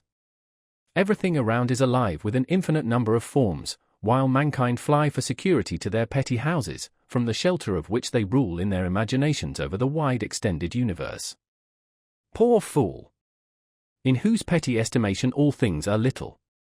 From the inaccessible mountains, across the desert which no mortal foot has trod, far as the confines of the unknown ocean, breathes the spirit of the eternal Creator, and every atom to which he has given existence finds favor in his sight. Ah, how often at that time has the flight of a bird, soaring above my head, inspired me with the desire of being transported to the shores of the immeasurable waters, there to quaff the pleasures of life from the foaming goblet of the infinite, and to partake, if but for a moment even, with the confined powers of my soul, the beatitude of that Creator who accomplishes all things in himself, and through himself. My dear friend, the bare recollection of those hours still consoles me. Even this effort to recall those ineffable sensations, and give them utterance, exalts my soul above itself, and makes me doubly feel the intensity of my present anguish. It is as if a curtain had been drawn from before my eyes, and, instead of prospects of eternal life, the abyss of an ever-open grave yawned before me. Can we say of anything that it exists when all passes away, when time, with the speed of a storm, carries all things onward, and our transitory existence, hurried along by the torrent, is either swallowed up by the waves or dashed against the rocks? There is not a moment but preys upon you, and upon all around you, not a moment in which you do not yourself become a destroyer. The most innocent walk deprives of life thousands of poor insects, one step destroys the fabric of the industrious ant, and converts a little world into chaos. No, it is not the great and rare calamities of the world, the floods which sweep away whole villages, the earthquakes which swallow up our towns, that affect me. My heart is wasted by the thought of that destructive power which lies concealed in every part of universal nature. Nature has formed nothing that does not consume itself, and every object near it, so that, surrounded by earth and air, and all the active powers, I wander on my way with aching heart, and the universe is to me a fearful monster, forever devouring its own offspring. August 21st. In vain do I stretch out my arms toward her when I awaken in the morning from my weary slumbers. In vain do I seek for her at night in my bed, when some innocent dream has happily deceived me, and placed her near me in the fields, when I have seized her hand and covered it with countless kisses. And when I feel for her in the half-confusion of sleep, with the happy sense that she is near, tears flow from my oppressed heart, and, bereft of all comfort, I weep over my future woes. August 22nd. What a misfortune, Wilhelm! My active spirits have degenerated into contented indolence. I cannot be idle, and yet I am unable to set to work. I cannot think, I have no longer any feeling for the beauties of nature, and books are distasteful to me. Once we give ourselves up, we are totally lost. Many a time and oft I wish I were a common laborer, that, awakening in the morning, I might have but one prospect, one pursuit, one hope, for the day which has dawned. I often envy Albert when I see him buried in a heap of papers and parchments, and I fancy I should be happy were I in his place. Often impressed with this feeling I have been on the point of writing to you and to the minister, for the appointment at the embassy, which you think I might obtain. I believe I might procure it. The minister has long shown a regard for me, and has frequently urged me to seek employment. It is the business of an hour only. Now and then the fable of the horse recurs to me. Weary of liberty, he suffered himself to be saddled and bridled, and was ridden to death for his pains. I know not what to determine upon. For is not this anxiety for change the consequence of that restless spirit which would pursue me equally in every situation of life? August 28th. If my ills would admit of any cure, they would certainly be cured here. This is my birthday, and early in the morning I received a packet from Albert. Upon opening it, I found one of the pink ribbons which Charlotte wore in her dress the first time I saw her, and which I had several times asked her to give me. With it were 2 volumes in 12 of Wettstein's Homer, a book I had often wished for, to save me the inconvenience of carrying the large Ernestine edition with me upon my walks. You see how they anticipate my wishes, how well they understand all those little attentions of friendship, so superior to the costly presents of the great, which are humiliating. I kissed the ribbon 1,000 times, and in every breath inhaled the remembrance of those happy and irrevocable days which filled me with the keenest joy. Such, Wilhelm, is our fate. I do not murmur at it, the flowers of life are but visionary. How many pass away, and leave no trace behind, how few yield any fruit, and the fruit itself, how rarely does it ripen. And yet there are flowers enough. And is it not strange, my friend, that we should suffer the little that does really ripen, to rot, decay, and perish unenjoyed? Farewell. This is a glorious summer. I often climb into the trees in Charlotte's orchard, and shake down the pears that hang on the highest branches. She stands below, and catches them as they fall. August 30th. Unhappy being that I am! Why do I thus deceive myself? What is to come of all this wild, aimless, endless passion? I cannot pray except to her. My imagination sees nothing but her, all surrounding objects are of no account, except as they relate to her. In this dreamy state I enjoy many happy hours, till at length I feel compelled to tear myself away from her. Ah, Wilhelm, to what does not my heart often compel me?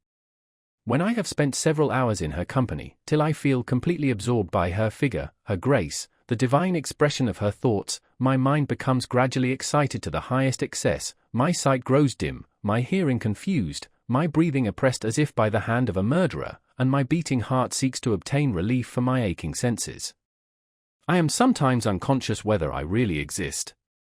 If in such moments I find no sympathy, and Charlotte does not allow me to enjoy the melancholy consolation of bathing her hand with my tears, I feel compelled to tear myself from her, when I either wander through the country, climb some precipitous cliff, or force a path through the trackless thicket, where I am lacerated and torn by thorns and briars, and thence I find relief. Sometimes I lie stretched on the ground, overcome with fatigue and dying with thirst. Sometimes, late in the night, when the moon shines above me, I recline against an aged tree in some sequestered forest, to rest my weary limbs, when, exhausted and worn, I sleep till break of day. O Wilhelm! The hermit's cell, his sackcloth and girdle of thorns would be luxury and indulgence compared with what I suffer. Adieu! I see no end to this wretchedness except the grave. September 3rd. I must away. Thank you, Wilhelm, for determining my wavering purpose. For a whole fortnight I have thought of leaving her. I must away. She has returned to town, and is at the house of a friend. And then, Albert, yes, I must go. September 10th. Oh, what a night, Wilhelm! I can henceforth bear anything. I shall never see her again. Oh, why cannot I fall on your neck, and, with floods of tears and raptures, give utterance to all the passions which distract my heart? Here I sit gasping for breath, and struggling to compose myself. I wait for day, and at sunrise the horses are to be at the door. And she is sleeping calmly, little suspecting that she has seen me for the last time. I am free. I have had the courage, in an interview of 2 hours' duration, not to betray my intention. And oh, Wilhelm, what a conversation it was! Albert had promised to come to Charlotte in the garden immediately after supper. I was upon the terrace under the tall chestnut trees, and watched the setting sun. I saw him sink for the last time beneath this delightful valley and silent stream. I had often visited the same spot with Charlotte, and witnessed that glorious sight, and now I was walking up and down the very avenue which was so dear to me. A secret sympathy had frequently drawn me thither before I knew Charlotte, and we were delighted when, in our early acquaintance, we discovered that we each loved the same spot, which is indeed as romantic as any that ever captivated the fancy of an artist. From beneath the chestnut trees, there is an extensive view. But I remember that I have mentioned all this in a former letter, and have described the tall mass of beech trees at the end, and how the avenue grows darker and darker as it wins its way among them, till it ends in a gloomy recess, which has all the charm of a mysterious solitude. I still remember the strange feeling of melancholy which came over me the first time I entered that dark retreat, at bright midday.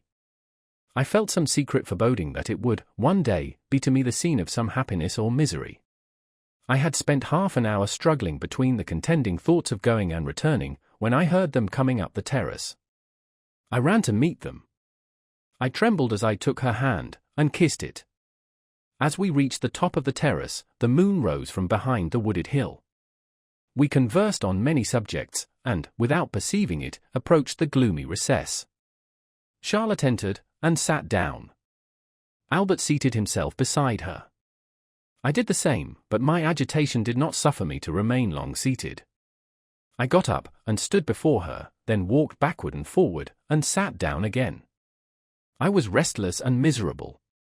Charlotte drew our attention to the beautiful effect of the moonlight, which threw a silver hue over the terrace in front of us, beyond the beech trees. It was a glorious sight, and was rendered more striking by the darkness which surrounded the spot where we were. We remained for some time silent, when Charlotte observed, "Whenever I walk by moonlight, it brings to my remembrance all my beloved and departed friends, and I am filled with thoughts of death and futurity. We shall live again, Werther," she continued, with a firm but feeling voice, "but shall we know one another again? What do you think? What do you say?" "Charlotte," I said, as I took her hand in mine, and my eyes filled with tears, "we shall see each other again, here and hereafter we shall meet again." I could say no more. Why, Wilhelm, should she put this question to me, just at the moment when the fear of our cruel separation filled my heart? And oh! Do those departed ones know how we are employed here? Do they know when we are well and happy? Do they know when we recall their memories with the fondest love? In the silent hour of evening the shade of my mother hovers around me, when seated in the midst of my children, I see them assembled near me, as they used to assemble near her, and then I raise my anxious eyes to heaven, and wish she could look down upon us, and witness how I fulfill the promise I made to her in her last moments, to be a mother to her children. With what emotion do I then exclaim, "Pardon, dearest of mothers, pardon me, if I do not adequately supply your place." Alas! I do my utmost. They are clothed and fed, and, still better, they are loved and educated. Could you but see, sweet saint, the peace and harmony that dwells amongst us, you would glorify God with the warmest feelings of gratitude, to whom, in your last hour, you address such fervent prayers for our happiness. Thus did she express herself, but O Wilhelm! Who can do justice to her language? How can cold and passionless words convey the heavenly expressions of the spirit? Albert interrupted her gently. "This affects you too deeply, my dear Charlotte. I know your soul dwells on such recollections with intense delight, but I implore, oh Albert," she continued, "I am sure you do not forget the evenings when we three used to sit at the little round table, when Papa was absent, and the little ones had retired. You often had a good book with you, but seldom read it. The conversation of that noble being was preferable to everything, that beautiful, bright, gentle, and yet ever toiling woman. God alone knows how I have supplicated with tears on my nightly couch, that I might be like her. I threw myself at her feet, and, seizing her hand, bedewed it with 1,000 tears. "Charlotte!" I exclaimed, "God's blessing and your mother's spirit are upon you." "Oh! That you had known her," she said, with a warm pressure of the hand. "She was worthy of being known to you." I thought I should have fainted, never had I received praise so flattering. She continued, "And yet she was doomed to die in the flower of her youth, when her youngest child was scarcely 6 months old. Her illness was but short, but she was calm and resigned, and it was only for her children, especially the youngest, that she felt unhappy. When her end drew nigh, she bade me bring them to her. I obeyed. The younger ones knew nothing of their approaching loss, while the elder ones were quite overcome with grief. They stood around the bed, and she raised her feeble hands to heaven, and prayed over them. Then, kissing them in turn, she dismissed them, and said to me, "Be you a mother to them?" I gave her my hand. "You are promising much, my child," she said, "a mother's fondness and a mother's care. I have often witnessed, by your tears of gratitude, that you know what is a mother's tenderness. Show it to your brothers and sisters, and be dutiful and faithful to your father as a wife, you will be his comfort." She inquired for him. He had retired to conceal his intolerable anguish. He was heartbroken. "Albert, you were in the room. She heard some one moving. She inquired who it was, and desired you to approach. She surveyed us both with a look of composure and satisfaction, expressive of her conviction that we should be happy with one another. Albert fell upon her neck, and kissed her, and exclaimed, "We are so, and we shall be so." Even Albert, generally so tranquil, had quite lost his composure, and I was excited beyond expression. "And such a being," she continued, "was to leave us, Werther. Great God, must we thus part with everything we hold dear in this world?" Nobody felt this more acutely than the children. They cried and lamented for a long time afterward, complaining that men had carried away their dear mamma. Charlotte rose. It aroused me, but I continued sitting, and held her hand. "Let us go," she said, "it grows late." She attempted to withdraw her hand. I held it still. "We shall see each other again," I exclaimed. "We shall recognize each other under every possible change." "I am going," I continued, "going willingly, but, should I say forever, perhaps I may not keep my word. Adieu, Charlotte, adieu, Albert. We shall meet again." "Yes, tomorrow, I think," she answered with a smile. Tomorrow. How I felt the word. Ah! She little thought when she drew her hand away from mine. They walked down the avenue. I stood gazing after them in the moonlight. I threw myself upon the ground, and wept. I then sprang up, and ran out upon the terrace, and saw, under the shade of the linden trees, her white dress disappearing near the garden gate. I stretched out my arms, and she vanished. Book 2. October 20th. We arrived here yesterday. The ambassador is indisposed, and will not go out for some days.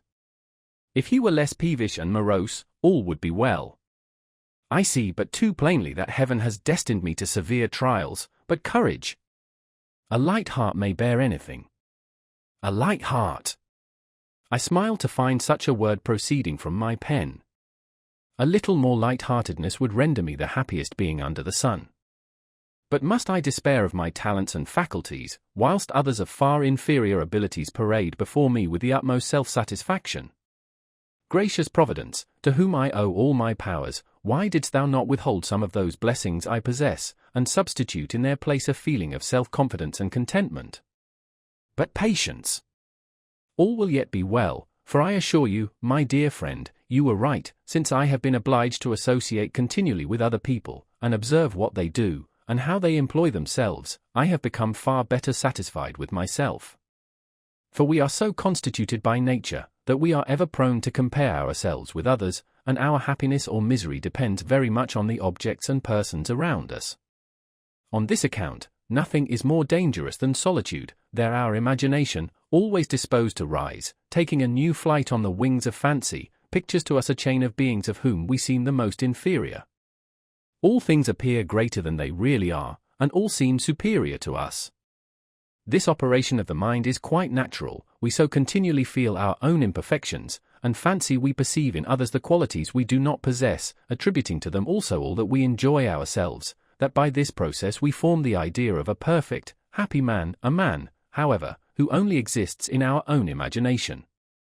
But when, in spite of weakness and disappointments, we set to work in earnest, and persevere steadily, we often find that, though obliged continually to tack, we make more way than others who have the assistance of wind and tide, and, in truth, there can be no greater satisfaction than to keep pace with others or outstrip them in the race.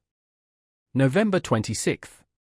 I begin to find my situation here more tolerable, considering all circumstances.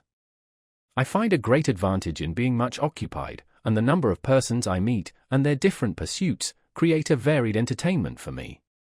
I have formed the acquaintance of the Count C, and I esteem him more and more every day. He is a man of strong understanding and great discernment, but though he sees farther than other people, he is not on that account cold in his manner, but capable of inspiring and returning the warmest affection. He appeared interested in me on one occasion, when I had to transact some business with him. He perceived, at the first word, that we understood each other, and that he could converse with me in a different tone from what he used with others. I cannot sufficiently esteem his frank and open kindness to me. It is the greatest and most genuine of pleasures to observe a great mind in sympathy with our own. December 24th. As I anticipated, the ambassador occasions me infinite annoyance. He is the most punctilious blockhead under heaven. He does everything step by step, with the trifling minuteness of an old woman, and he is a man whom it is impossible to please, because he is never pleased with himself. I like to do business regularly and cheerfully, and, when it is finished, to leave it. But he constantly returns my papers to me, saying, they will do, but recommending me to look over them again, as one may always improve by using a better word or a more appropriate particle. I then lose all patience, and wish myself at the devil's. Not a conjunction, not an adverb, must be omitted. He has a deadly antipathy to all those transpositions of which I am so fond, and, if the music of our periods is not tuned to the established, official key, he cannot comprehend our meaning. It is deplorable to be connected with such a fellow. My acquaintance with the Count C. is the only compensation for such an evil. He told me frankly, the other day, that he was much displeased with the difficulties and delays of the ambassador, that people like him are obstacles, both to themselves and to others. But, added he, one must submit, like a traveller who has to ascend a mountain. If the mountain was not there, the road would be both shorter and pleasanter, but there it is, and he must get over it. The old man perceives the Count's partiality for me, this annoys him, and he seizes every opportunity to depreciate the Count in my hearing. I naturally defend him, and that only makes matters worse. Yesterday he made me indignant, for he also alluded to me. The Count, he said, is a man of the world, and a good man of business. His style is good, and he writes with facility, but, like other geniuses, he has no solid learning. He looked at me with an expression that seemed to ask if I felt the blow. But it did not produce the desired effect. I despise a man who can think and act in such a manner. However, I made a stand, and answered with not a little warmth. The Count, I said, was a man entitled to respect, alike for his character and his acquirements. I had never met a person whose mind was stored with more useful and extensive knowledge, who had, in fact, mastered such an infinite variety of subjects, and who yet retained all his activity for the details of ordinary business. This was altogether beyond his comprehension, and I took my leave, lest my anger should be too highly excited by some new absurdity of his. And you are to blame for all this, you who persuaded me to bend my neck to this yoke by preaching a life of activity to me. If the man who plants vegetables, and carries his corn to town on market days, is not more usefully employed than I am, then let me work 10 years longer at the galleys to which I am now chained. Oh, the brilliant wretchedness, the weariness, that one is doomed to witness among the silly people whom we meet in society here. The ambition of rank. How they watch, how they toil, to gain precedence. What poor and contemptible passions are displayed in their utter nakedness. We have a woman here, for example, who never ceases to entertain the company with accounts of her family and her estates. Any stranger would consider her a silly being, whose head was turned by her pretensions to rank and property, but she is in reality even more ridiculous, the daughter of a mere magistrate's clerk from this neighborhood. I cannot understand how human beings can so debase themselves. Every day I observe more and more the folly of judging of others by ourselves, and I have so much trouble with myself, and my own heart is in such constant agitation, that I am well content to let others pursue their own course, if they only allow me the same privilege. What provokes me most is the unhappy extent to which distinctions of rank are carried. I know perfectly well how necessary are inequalities of condition, and I am sensible of the advantages I myself derive therefrom, but I would not have these institutions prove a barrier to the small chance of happiness which I may enjoy on this earth. I have lately become acquainted with a Miss B., a very agreeable girl, who has retained her natural manners in the midst of artificial life. Our first conversation pleased us both equally, and, at taking leave, I requested permission to visit her. She consented in so obliging a manner, that I waited with impatience for the arrival of the happy moment. She is not a native of this place, but resides here with her aunt. The countenance of the old lady is not prepossessing. I paid her much attention, addressing the greater part of my conversation to her, and, in less than half an hour, I discovered what her niece subsequently acknowledged to me, that her aged aunt, having but a small fortune, and a still smaller share of understanding, enjoys no satisfaction except in the pedigree of her ancestors, no protection save in her noble birth, and no enjoyment but in looking from her castle over the heads of the humble citizens. She was, no doubt, handsome in her youth, and in her early years probably trifled away her time in rendering many a poor youth the sport of her caprice. In her riper years she has submitted to the yoke of a veteran officer, who, in return for her person and her small independence, has spent with her what we may designate her age of brass. He is dead, and she is now a widow, and deserted. She spends her iron age alone, and would not be approached, except for the loveliness of her niece. January 8, 1772. What beings are men, whose whole thoughts are occupied with form and ceremony, who for years together devote their mental and physical exertions to the task of advancing themselves but one step, and endeavoring to occupy a higher place at the table? Not that such persons would otherwise want employment, on the contrary, they give themselves much trouble by neglecting important business for such petty trifles.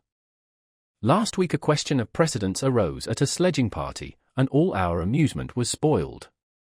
The silly creatures cannot see that it is not place which constitutes real greatness, since the man who occupies the first place but seldom plays the principal part. How many kings are governed by their ministers, how many ministers by their secretaries? Who, in such cases, is really the chief? He, as it seems to me, who can see through the others, and possesses strength or skill enough to make their power or passion subservient to the execution of his own designs. January 20th. I must write to you from this place, my dear Charlotte, from a small room in a country inn, where I have taken shelter from a severe storm. During my whole residence in that wretched place where I lived amongst strangers, indeed, to this heart, I never at any time felt the smallest inclination to correspond with you, but in this cottage, in this retirement, in this solitude, with the snow and hail beating against my lattice pane, you are my first thought. The instant I entered, your figure rose up before me, and the remembrance. O my Charlotte, the sacred, tender remembrance! Gracious Heaven! Restore to me the happy moment of our first acquaintance. Could you but see me, my dear Charlotte, in the whirl of dissipation, how my senses are dried up, but my heart is at no time full. I enjoy no single moment of happiness, all is vain, nothing touches me. I stand, as it were, before the Rarisho, I see the little puppets move, and I ask whether it is not an optical illusion. I am amused with these puppets, or, rather, I am myself one of them. But, when I sometimes grasp my neighbor's hand, I feel that it is not natural, and I withdraw mine with a shudder. In the evening I say I will enjoy the next morning's sunrise, and yet I remain in bed. In the day I promise to ramble by moonlight, and I, nevertheless, remain at home. I know not why I rise, nor why I go to sleep. The leaven which animated my existence is gone, the charm which cheered me in the gloom of night, and aroused me from my morning slumbers, is for ever fled. I have found but one being here to interest me, a Miss B. She resembles you, my dear Charlotte, if any one can possibly resemble you. Ah, you will say, he has learned how to pay fine compliments. And this is partly true. I have been very agreeable lately, as it was not in my power to be otherwise. I have, moreover, a deal of wit, and the ladies say that no one understands flattery better, or falsehoods you will add, since the one accomplishment invariably accompanies the other. But I must tell you of Miss B. She has abundance of soul, which flashes from her deep blue eyes. Her rank is a torment to her, and satisfies no one desire of her heart.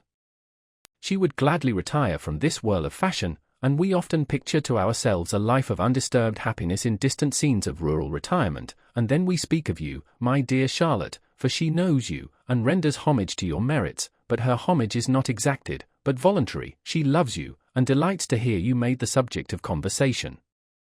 Oh, that I were sitting at your feet in your favourite little room, with the dear children playing around us! If they became troublesome to you, I would tell them some appalling goblin story, and they would crowd round me with silent attention.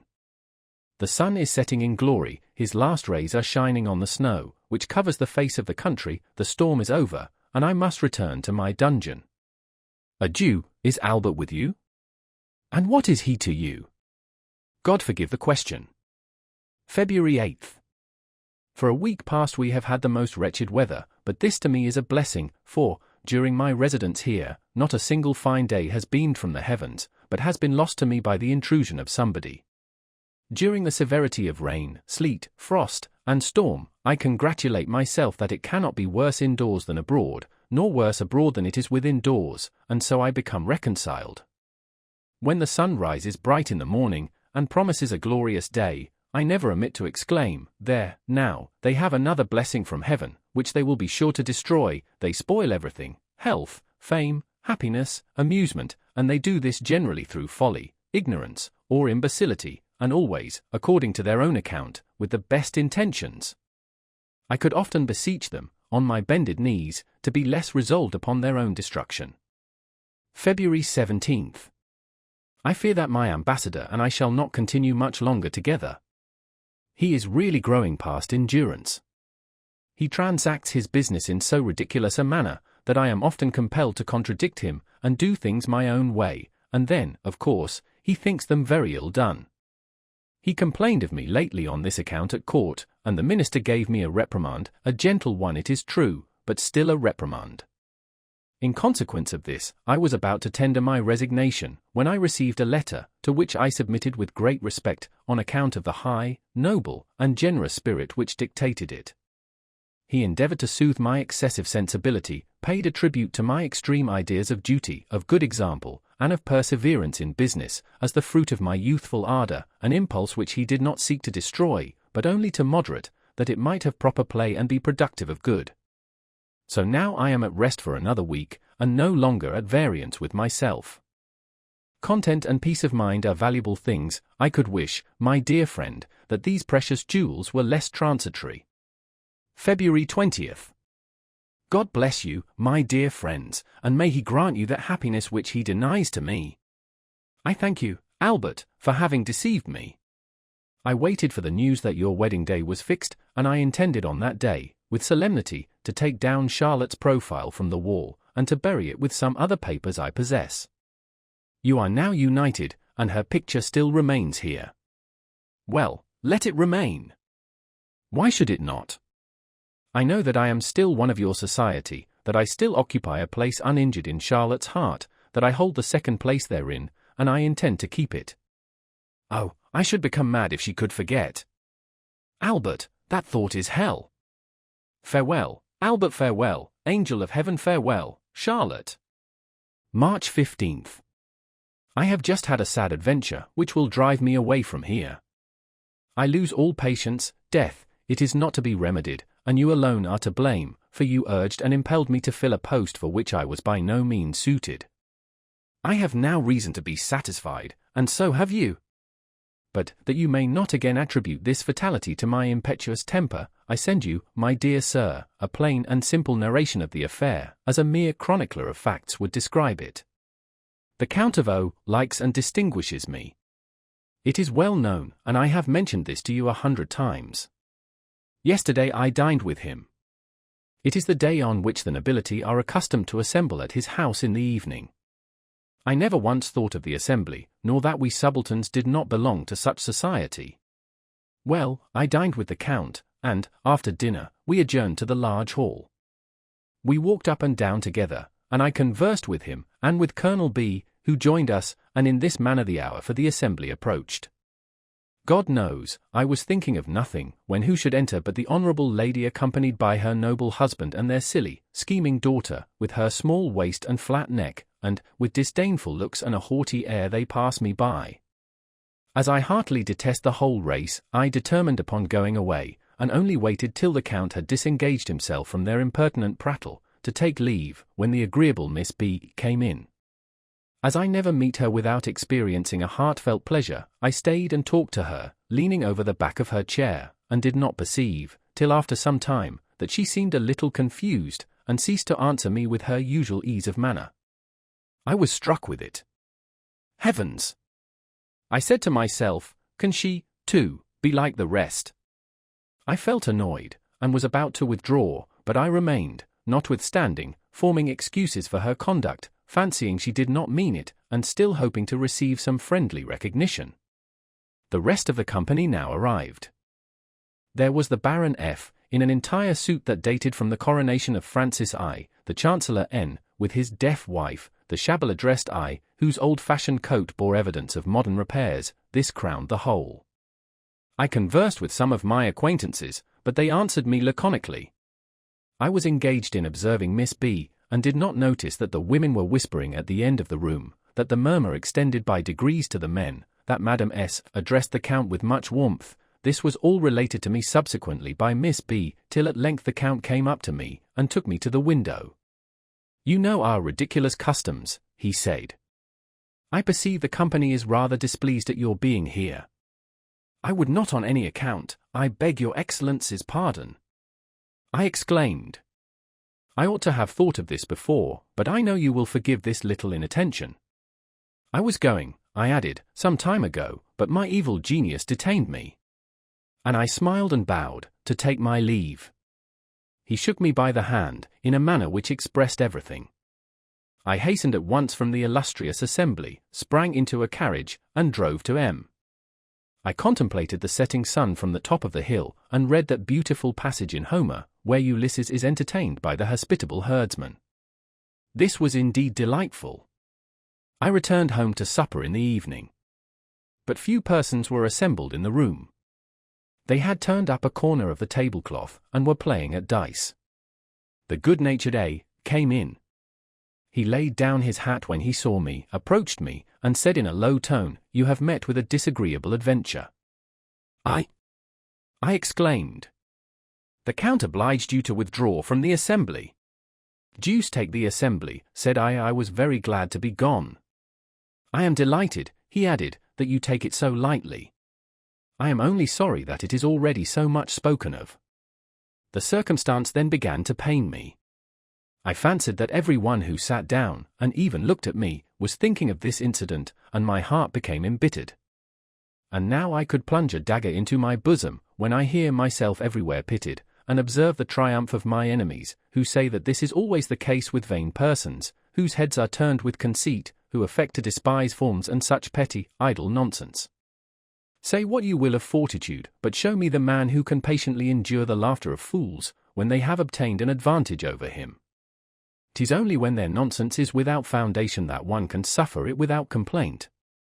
March 16th. Everything conspires against me. I met Miss B, walking today. I could not help joining her, and, when we were at a little distance from her companions, I expressed my sense of her altered manner toward me. "Oh, Werther," she said, in a tone of emotion, "you, who know my heart, how could you so ill interpret my distress? What did I not suffer for you, from the moment you entered the room?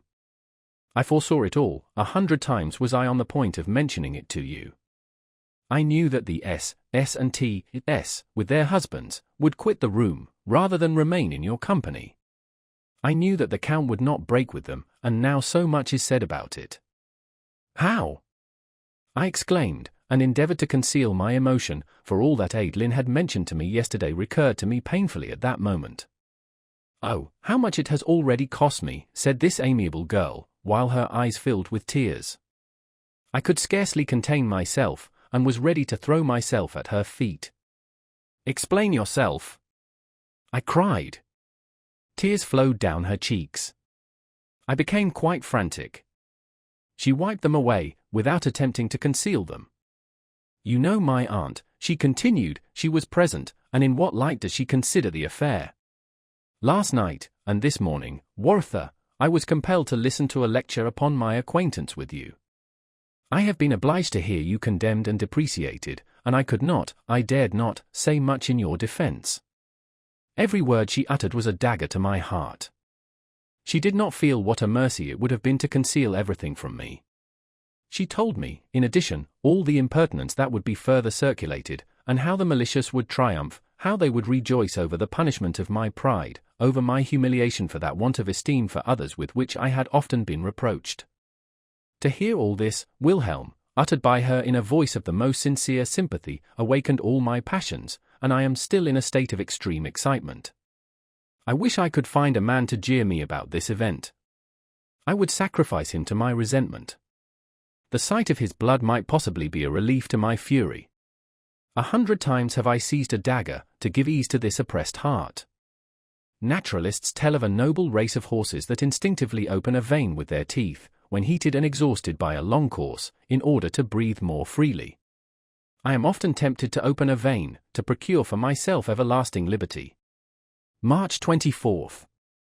I have tendered my resignation to the court.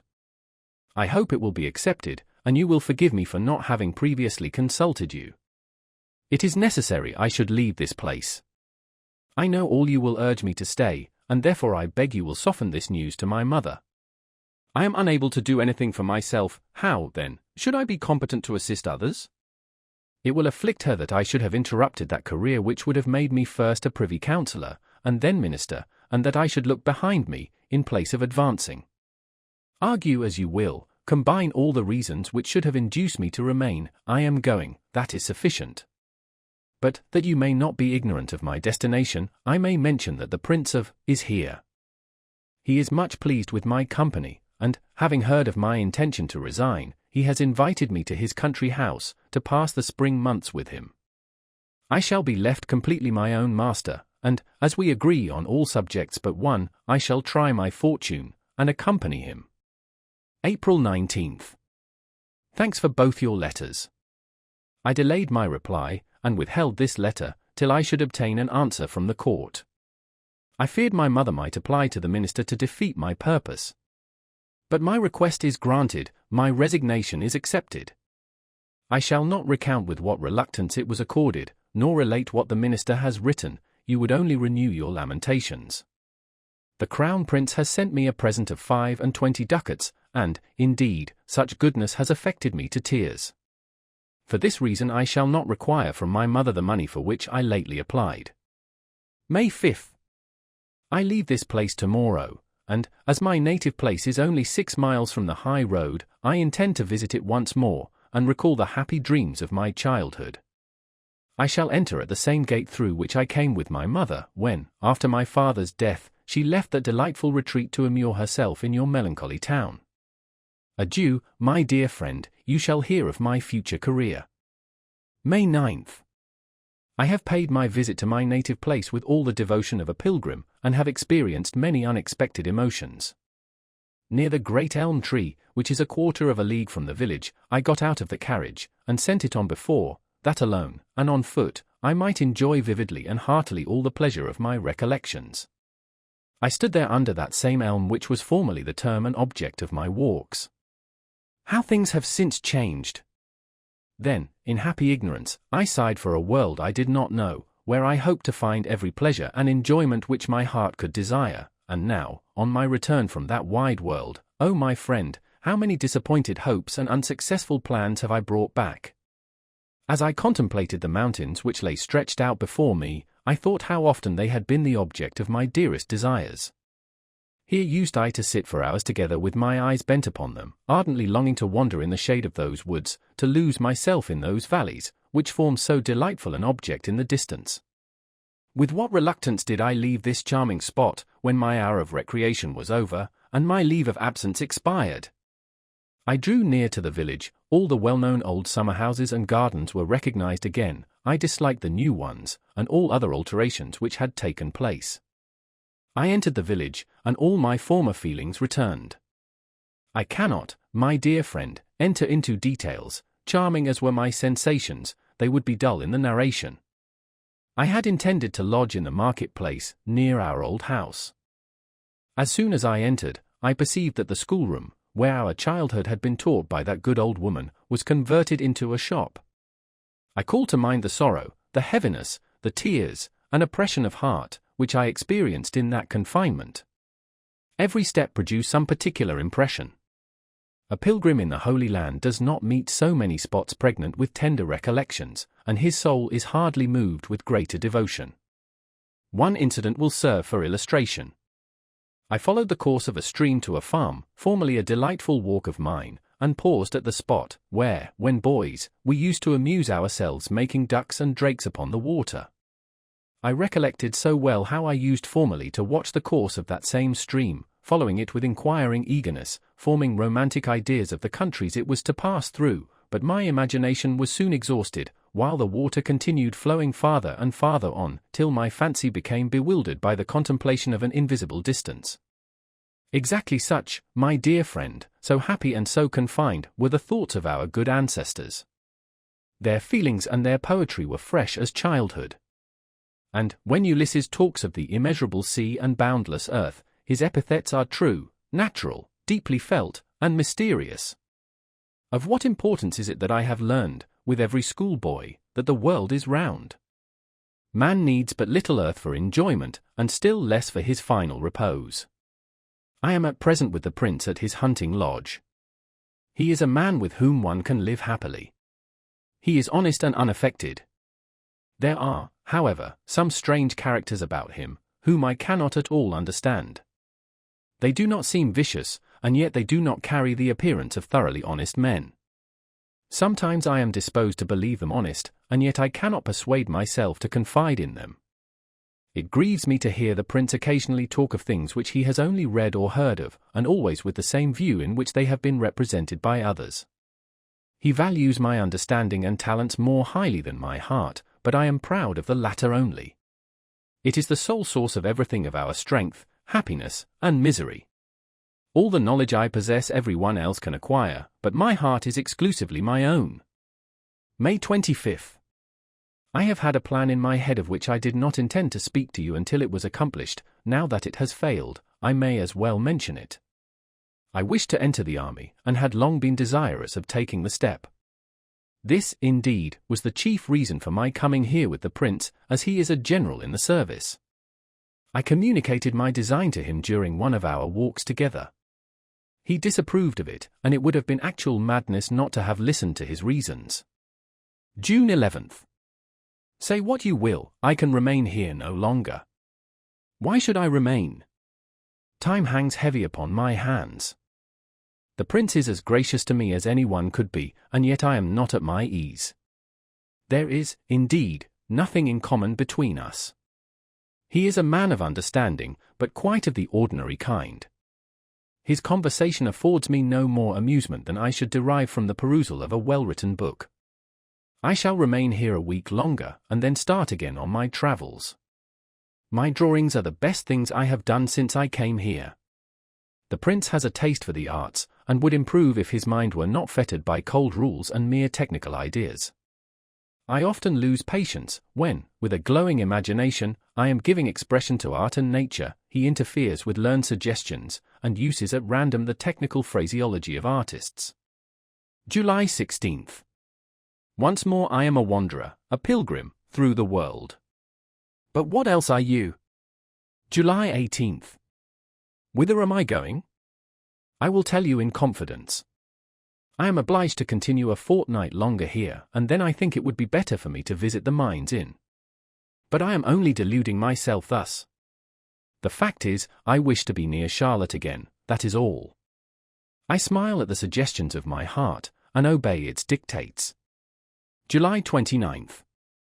No, no. It is yet well, all is well. I a husband. O God, who gave me being, if thou hadst destined this happiness for me, my whole life would have been one continual thanksgiving. But I will not murmur, forgive these tears, forgive these fruitless wishes. She, my wife. Oh, the very thought of folding that dearest of heaven's creatures in my arms. Dear Wilhelm, my whole frame feels convulsed when I see Albert put his arms around her slender waist. And shall I avow it? Why should I not, Wilhelm? She would have been happier with me than with him. Albert is not the man to satisfy the wishes of such a heart. He wants a certain sensibility, he wants, in short, their hearts do not beat in unison.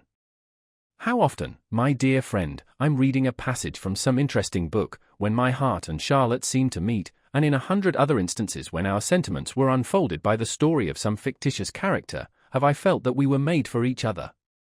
But dear Wilhelm, he loves her with his whole soul, and what does not such a love deserve? I have been interrupted by an insufferable visit. I have dried my tears, and composed my thoughts. Adieu, my best friend. August 4th. I am not alone unfortunate. All men are disappointed in their hopes, and deceived in their expectations. I have paid a visit to my good old woman under the lime trees. The eldest boy ran out to meet me, his exclamation of joy brought out his mother, but she had a very melancholy look. Her first word was, "Alas!" Dear sir, my little John is dead. He was the youngest of her children. I was silent. And my husband has returned from Switzerland without any money, and, if some kind people had not assisted him, he must have begged his way home. He was taken ill with fever on his journey. I could answer nothing, but made the little one a present. She invited me to take some fruit, I complied, and left the place with a sorrowful heart. August 21st. My sensations are constantly changing. Sometimes a happy prospect opens before me, but alas!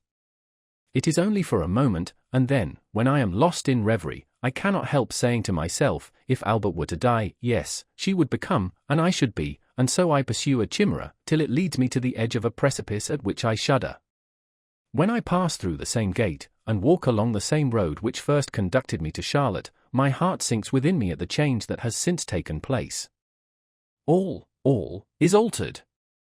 No sentiment, no pulsation of my heart, is the same.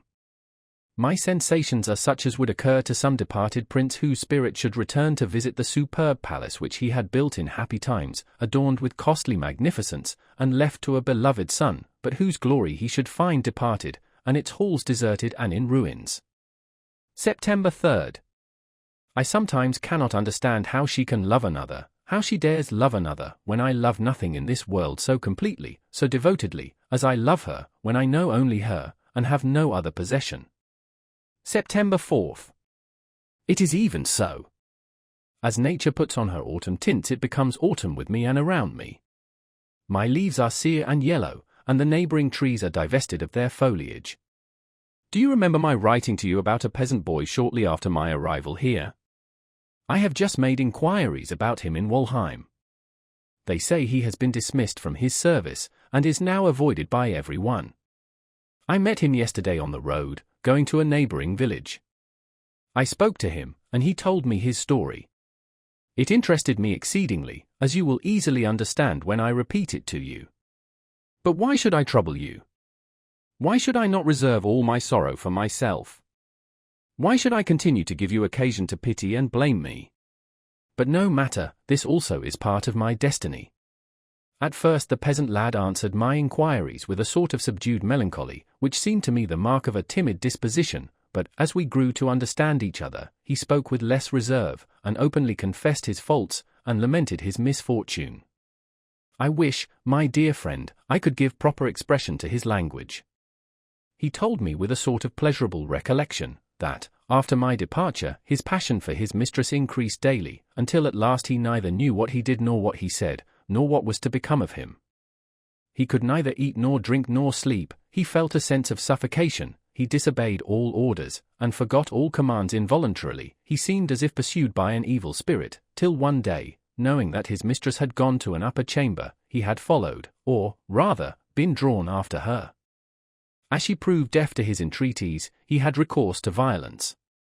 He knows not what happened, but he called God to witness that his intentions to her were honorable, and that he desired nothing more sincerely than that they should marry, and pass their lives together. When he had come to this point, he began to hesitate, as if there was something which he had not courage to utter, till at length he acknowledged with some confusion certain little confidences she had encouraged, and liberties she had allowed.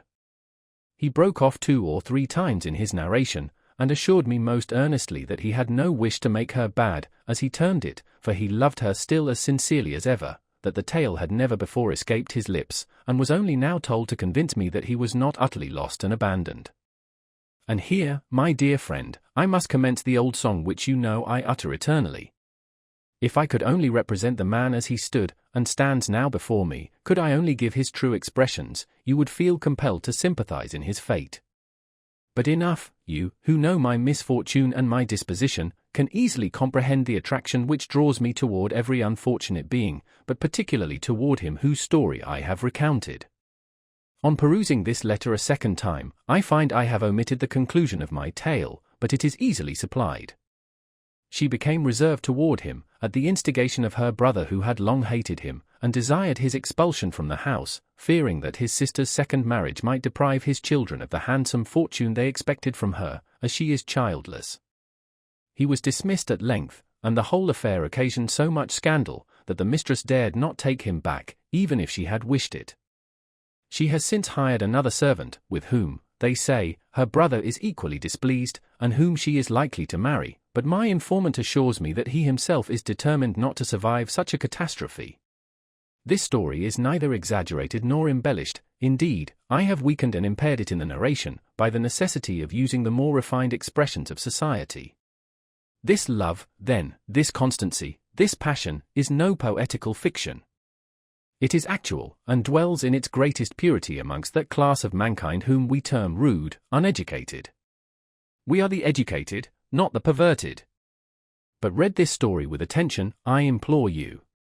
I am tranquil today, for I have been employed upon this narration. You see by my writing that I am not so agitated as usual. I read and reread this tale. Wilhelm, it is the history of your friend. My fortune has been and will be similar, and I am neither half so brave nor half so determined as the poor wretch with whom I hesitate to compare myself. September 5th. Charlotte had written a letter to her husband in the country, where he was detained by business. It commenced, "My dearest love, return as soon as possible, I await you with 1,000 raptures." A friend who arrived, brought word, that, for certain reasons, he could not return immediately. Charlotte's letter was not forwarded, and the same evening it fell into my hands. I read it, and smiled. She asked the reason. "What a heavenly treasure is imagination!" I exclaimed. I fancied for a moment that this was written to me. She paused, and seemed displeased. I was silent. September 6th. It cost me much to part with the blue coat which I wore the first time I danced with Charlotte. But I could not possibly wear it any longer. But I have ordered a new one, precisely similar, even to the collar and sleeves, as well as a new waistcoat and pantaloons. But it does not produce the same effect upon me. I know not how it is, but I hope in time I shall like it better. September 12th. She has been absent for some days. She went to meet Albert. Today I visited her, she rose to receive me, and I kissed her hand most tenderly. A canary at the moment flew from a mirror, and settled upon her shoulder. "Here is a new friend," she observed, while she made him perch upon her hand. "He is a present for the children. What a dear he is! Look at him! When I feed him, he flutters with his wings, and pecks so nicely. He kisses me, too, only look." She held the bird to her mouth, and he pressed her sweet lips with so much fervor that he seemed to feel the excess of bliss which he enjoyed. "He shall kiss you too," she added, and then she held the bird toward me. His little beak moved from her mouth to mine, and the delightful sensation seemed like the forerunner of the sweetest bliss. A kiss, I observed, does not seem to satisfy him. He wishes for food, and seems disappointed by these unsatisfactory endearments. "But he eats out of my mouth," she continued, and extended her lips to him containing seed, and she smiled with all the charm of a being who has allowed an innocent participation of her love. I turned my face away. She should not act thus. She ought not to excite my imagination with such displays of heavenly innocence and happiness, nor awaken my heart from its slumbers, in which it dreams of the worthlessness of life. And why not? Because she knows how much I love her. September 15th. It makes me wretched, Wilhelm, to think that there should be men incapable of appreciating the few things which possess a real value in life. You remember the walnut trees at S, under which I used to sit with Charlotte, during my visits to the worthy old vicar. Those glorious trees, the very sight of which has so often filled my heart with joy, how they adorned and refreshed the parsonage yard, with their wide extended branches. And how pleasing was our remembrance of the good old pastor, by whose hands they were planted so many years ago. The schoolmaster has frequently mentioned his name. He had it from his grandfather.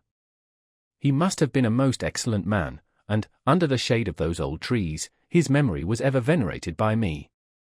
The schoolmaster informed us yesterday, with tears in his eyes, that those trees had been felled.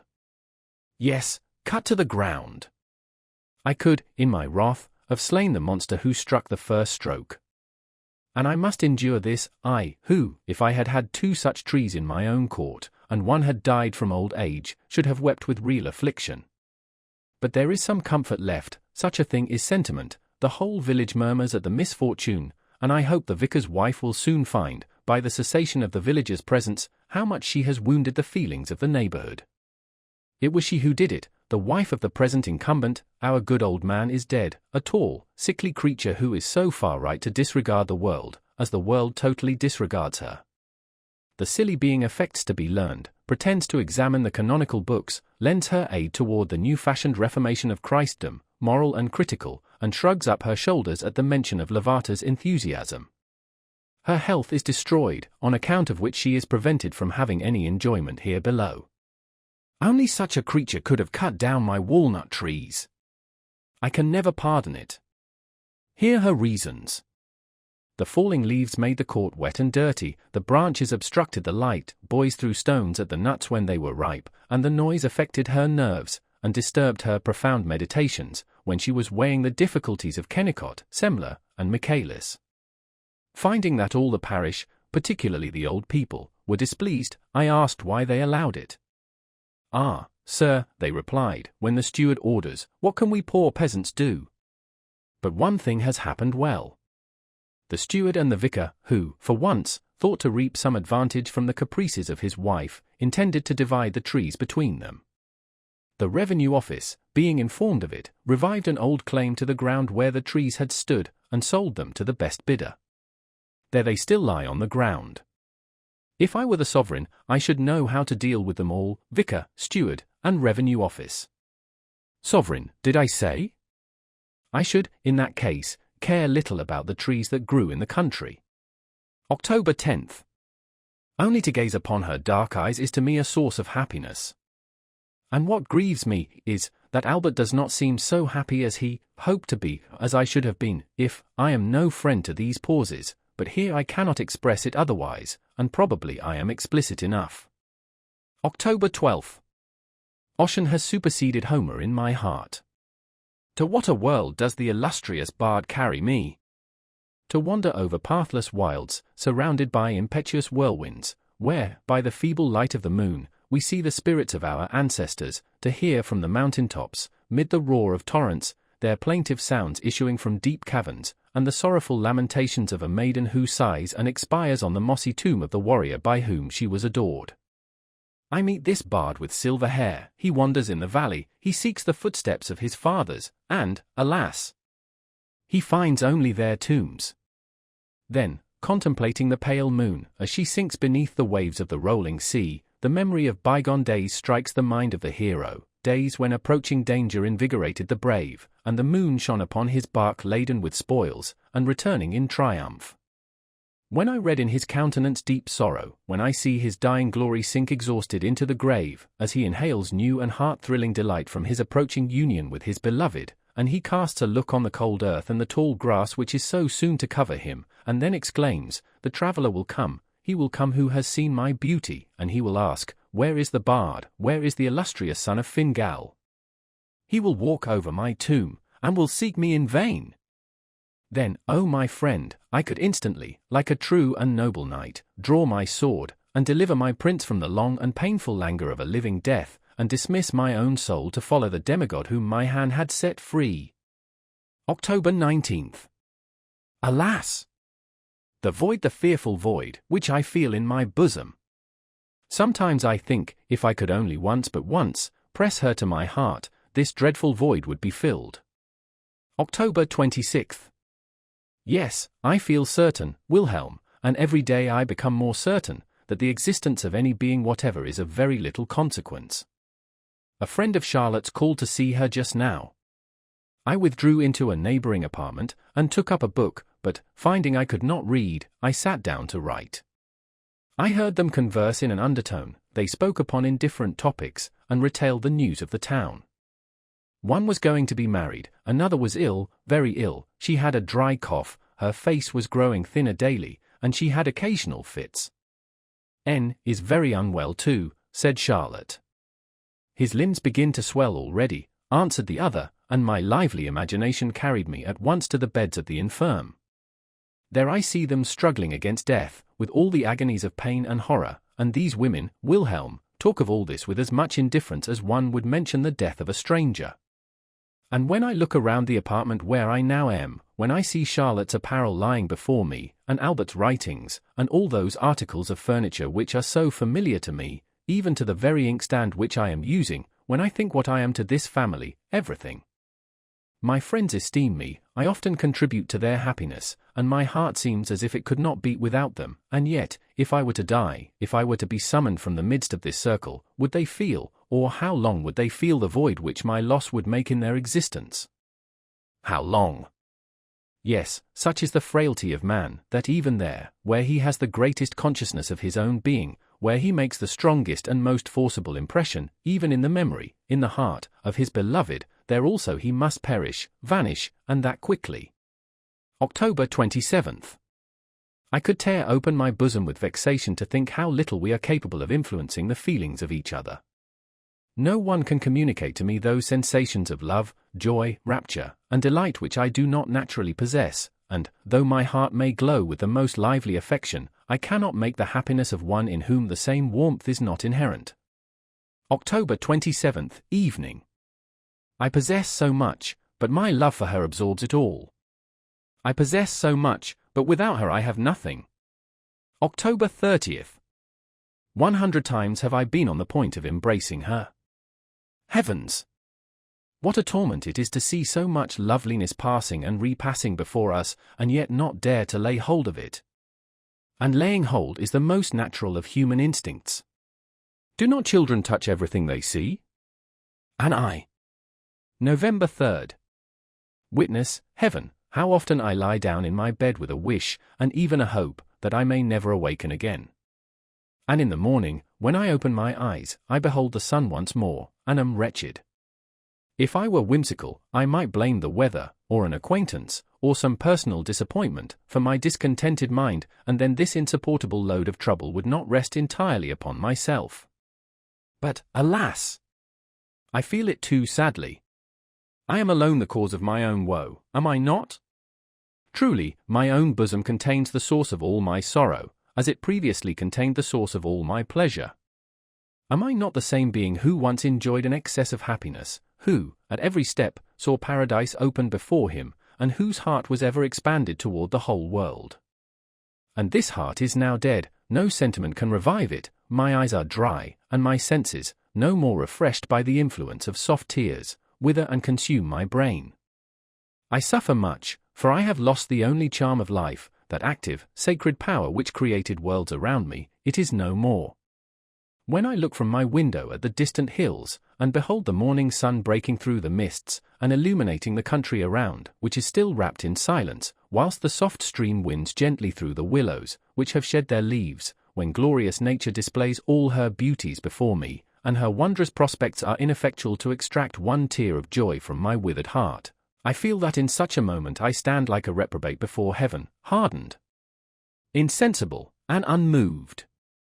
Oftentimes do I then bend my knee to the earth, and implore God for the blessing of tears, as the desponding labourer in some scorching climate prays for the dews of heaven to moisten his parched corn. But I feel that God does not grant sunshine or rain to our importunate entreaties. And oh, those bygone days, whose memory now torments me! Why were they so fortunate? Because I then waited with patience for the blessings of the Eternal, and received his gifts with the grateful feelings of a thankful heart. November 8th. Charlotte has reproved me for my excesses, with so much tenderness and goodness. I have lately been in the habit of drinking more wine than heretofore. Don't do it, she said. Think of Charlotte. Think of you. I answered, need you bid me do so? Think of you, I do not think of you, you are ever before my soul. This very morning I sat on the spot where, a few days ago, you descended from the carriage, and she immediately changed the subject to prevent me from pursuing it farther. My dear friend, my energies are all prostrated, she can do with me what she pleases. November 15th. I thank you, Wilhelm, for your cordial sympathy, for your excellent advice, and I implore you to be quiet. Leave me to my sufferings. In spite of my wretchedness, I have still strength enough for endurance. I revere religion, you know I do. I feel that it can impart strength to the feeble and comfort to the afflicted, but does it affect all men equally? Consider this vast universe. You will see thousands for whom it has never existed, thousands for whom it will never exist, whether it be preached to them or not, and must it, then, necessarily exist for me? Does not the Son of God himself say that they are his whom the Father has given to him? Have I been given to him? What if the Father will retain me for himself, as my heart sometimes suggests? I pray you, do not misinterpret this. Do not extract derision from my harmless words. I pour out my whole soul before you. Silence were otherwise preferable to me, but I need not shrink from a subject of which few know more than I do myself. What is the destiny of man, but to fill up the measure of his sufferings, and to drink his allotted cup of bitterness? And if that same cup prove bitter to the God of heaven, under a human form, why should I affect a foolish pride, and call it sweet? Why should I be ashamed of shrinking at that fearful moment, when my whole being will tremble between existence and annihilation, when a remembrance of the past, like a flash of lightning, will illuminate the dark gulf of futurity, when everything shall dissolve around me, and the whole world vanish away? Is not this the voice of a creature oppressed beyond all resource, self-deficient, about to plunge into inevitable destruction, and groaning deeply at its inadequate strength? My God! My God! Why hast thou forsaken me? And should I feel ashamed to utter the same expression? Should I not shudder at a prospect which had its fears, even for him who folds up the heavens like a garment? November 21st. She does not feel, she does not know, that she is preparing a poison which will destroy us both, and I drink deeply of the draught which is to prove my destruction. What mean those looks of kindness with which she often, no, not often, but sometimes, regards me, that complacency with which she hears the involuntary sentiments which frequently escape me, and the tender pity for my sufferings which appears in her countenance? Yesterday, when I took leave, she seized me by the hand, and said, "Adieu, dear Werther." Dear Werther! It was the first time she ever called me dear. The sound sunk deep into my heart. I have repeated it 100 times, and last night, on going to bed, and talking to myself of various things, I suddenly said, "Good night, dear Werther," and then could not but laugh at myself. November 22nd. I cannot pray, "Leave her to me," and yet she often seems to belong to me. I cannot pray, "Give her to me," for she is another's. In this way I affect mirth over my troubles, and, if I had time, I could compose a whole litany of antitheses. November 24th. She is sensible of my sufferings. This morning her look pierced my very soul. I found her alone, and she was silent. She steadfastly surveyed me. I no longer saw in her face the charms of beauty or the fire of genius, these had disappeared. But I was affected by an expression much more touching, a look of the deepest sympathy and of the softest pity. Why was I afraid to throw myself at her feet? Why did I not dare to take her in my arms, and answer her by 1,000 kisses? She had recourse to her piano for relief, and in a low and sweet voice accompanied the music with delicious sounds. Her lips never appeared so lovely, they seemed but just to open, that they might imbibe the sweet tones which issued from the instrument, and return the heavenly vibration from her lovely mouth. Oh! Who can express my sensations? I was quite overcome, and, bending down, pronounced this vow, "Beautiful lips, which the angels guard, never will I seek to profane your purity with a kiss." And yet, my friend, oh, I wish, but my heart is darkened by doubt and indecision, could I but taste felicity, and then die to expiate the sin.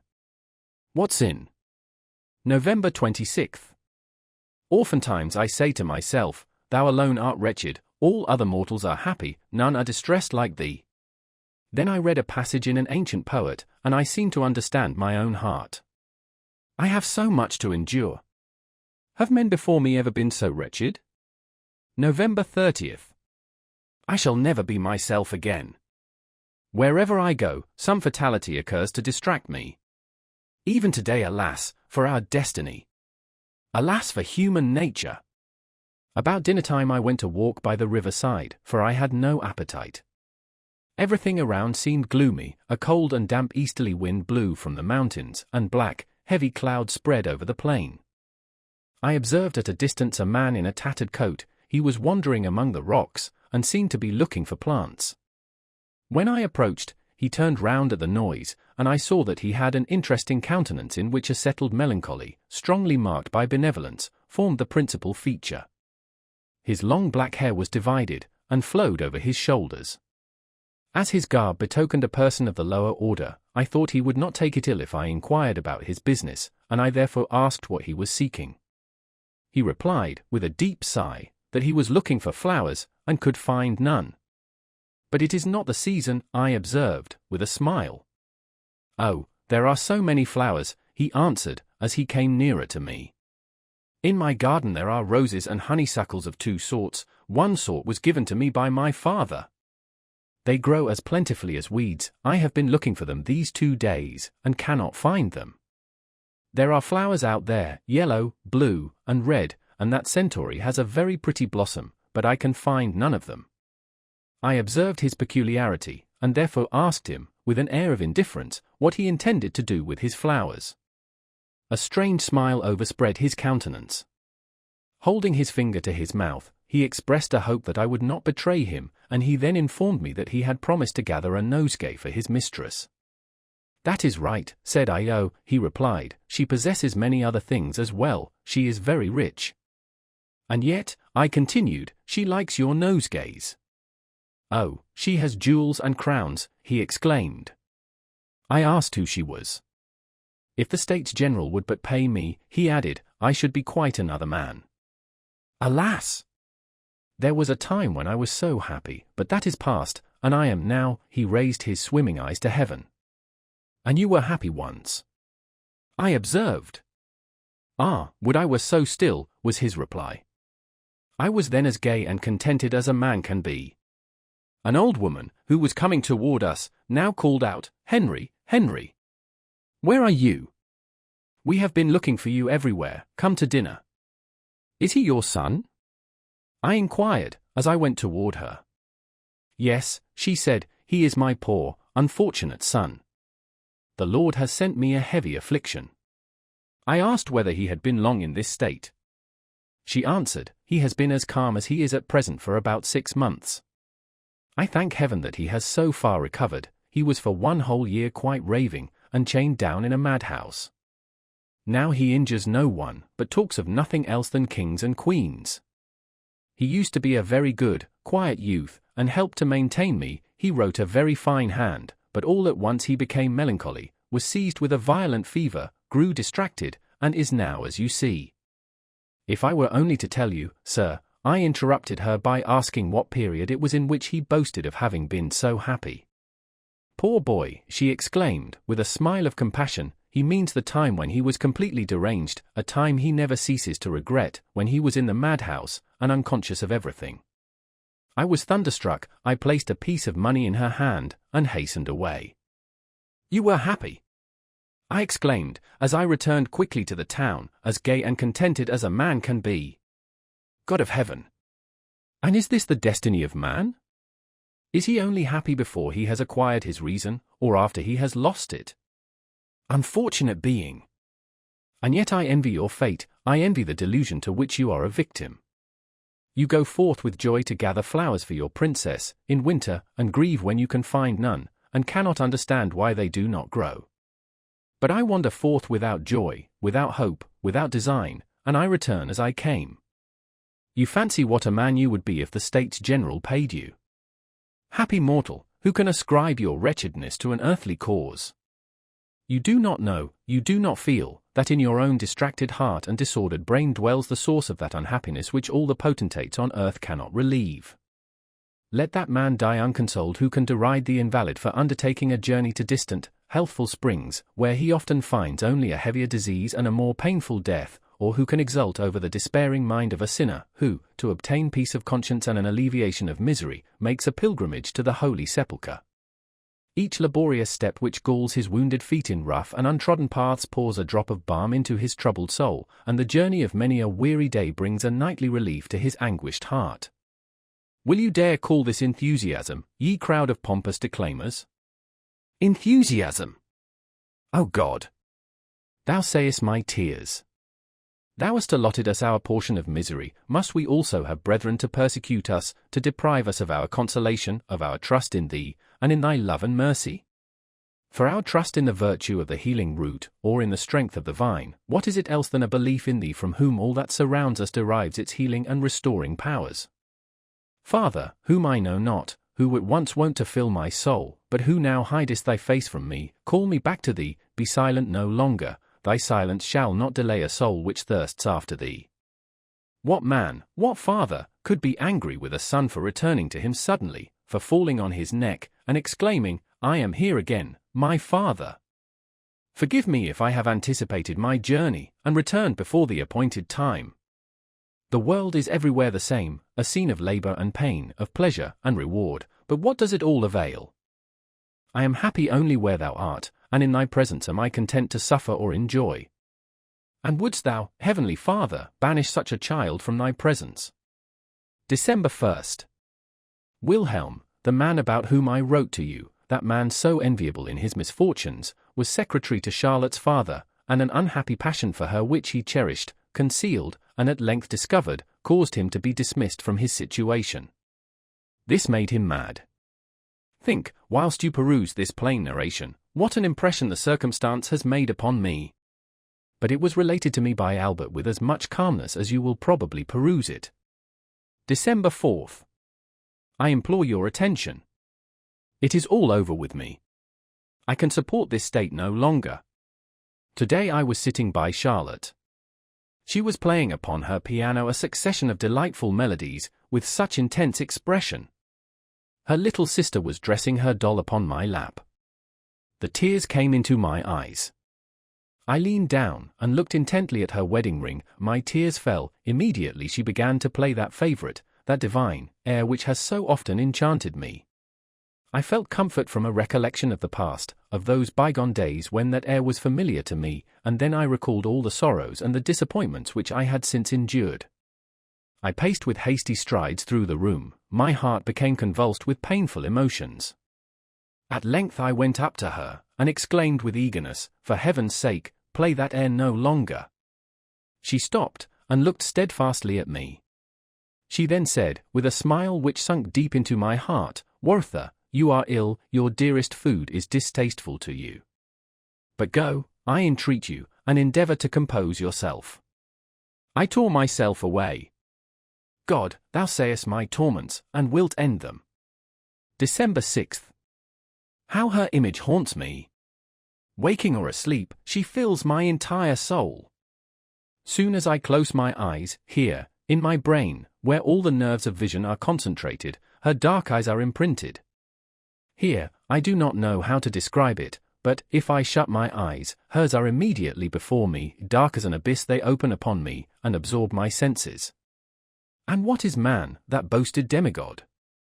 Do not his powers fail when he most requires their use? And whether he soar in joy, or sink in sorrow, is not his career in both inevitably arrested? And, whilst he fondly dreams that he is grasping at infinity, does he not feel compelled to return to a consciousness of his cold, monotonous existence? The editor to the reader. It is a matter of extreme regret that we want original evidence of the last remarkable days of our friend, and we are, therefore, obliged to interrupt the progress of his correspondence, and to supply the deficiency by a connected narration. I have felt it my duty to collect accurate information from the mouths of persons well acquainted with his history. The story is simple, and all the accounts agree, except in some unimportant particulars. It is true that, with respect to the characters of the persons spoken of, opinions and judgments vary. We have only, then, to relate conscientiously the facts which our diligent labor has enabled us to collect, to give the letters of the deceased, and to pay particular attention to the slightest fragment from his pen, more especially as it is so difficult to discover the real and correct motives of men who are not of the common order. Sorrow and discontent had taken deep root in Werther's soul, and gradually imparted their character to his whole being. The harmony of his mind became completely disturbed, a perpetual excitement and mental irritation, which weakened his natural powers, produced the saddest effects upon him, and rendered him at length the victim of an exhaustion against which he struggled with still more painful efforts than he had displayed, even in contending with his other misfortunes. His mental anxiety weakened his various good qualities, and he was soon converted into a gloomy companion, always unhappy and unjust in his ideas, the more wretched he became. This was, at least, the opinion of Albert's friends. They assert, moreover, that the character of Albert himself had undergone no change in the meantime. He was still the same being whom Werther had loved, honored, and respected from the commencement. His love for Charlotte was unbounded. He was proud of her, and desired that she should be recognized by everyone as the noblest of created beings. Was he, however, to blame for wishing to avert from her every appearance of suspicion? Or for his unwillingness to share his rich prize with another, even for a moment, and in the most innocent manner? It is asserted that Albert frequently retired from his wife's apartment during Werther's visits, but this did not arise from hatred or aversion to his friend, but only from a feeling that his presence was oppressive to Werther. Charlotte's father, who was confined to the house by indisposition, was accustomed to send his carriage for her, that she might make excursions in the neighborhood. One day the weather had been unusually severe, and the whole country was covered with snow. Werther went for Charlotte the following morning, in order that, if Albert were absent, he might conduct her home. The beautiful weather produced but little impression on his troubled spirit. A heavy weight lay upon his soul, deep melancholy had taken possession of him, and his mind knew no change save from one painful thought to another. As he now never enjoyed internal peace, the condition of his fellow creatures was to him a perpetual source of trouble and distress. He believed he had disturbed the happiness of Albert and his wife, and, whilst he censured himself strongly for this, he began to entertain a secret dislike to Albert. His thoughts were occasionally directed to this point. Yes, he would repeat to himself, with ill-concealed dissatisfaction, yes, this is, after all, the extent of that confiding, dear, tender, and sympathetic love, that calm and eternal fidelity. What do I behold but satiety and indifference? Does not every frivolous engagement attract him more than his charming and lovely wife? Does he know how to prize his happiness? Can he value her as she deserves? He possesses her, it is true, I know that, as I know much more, and I have become accustomed to the thought that he will drive me mad, or, perhaps, murder me. Is his friendship toward me unimpaired? Does he not view my attachment to Charlotte as an infringement upon his rights, and consider my attention to her as a silent rebuke to himself? I know, and indeed feel, that he dislikes me, that he wishes for my absence, that my presence is hateful to him.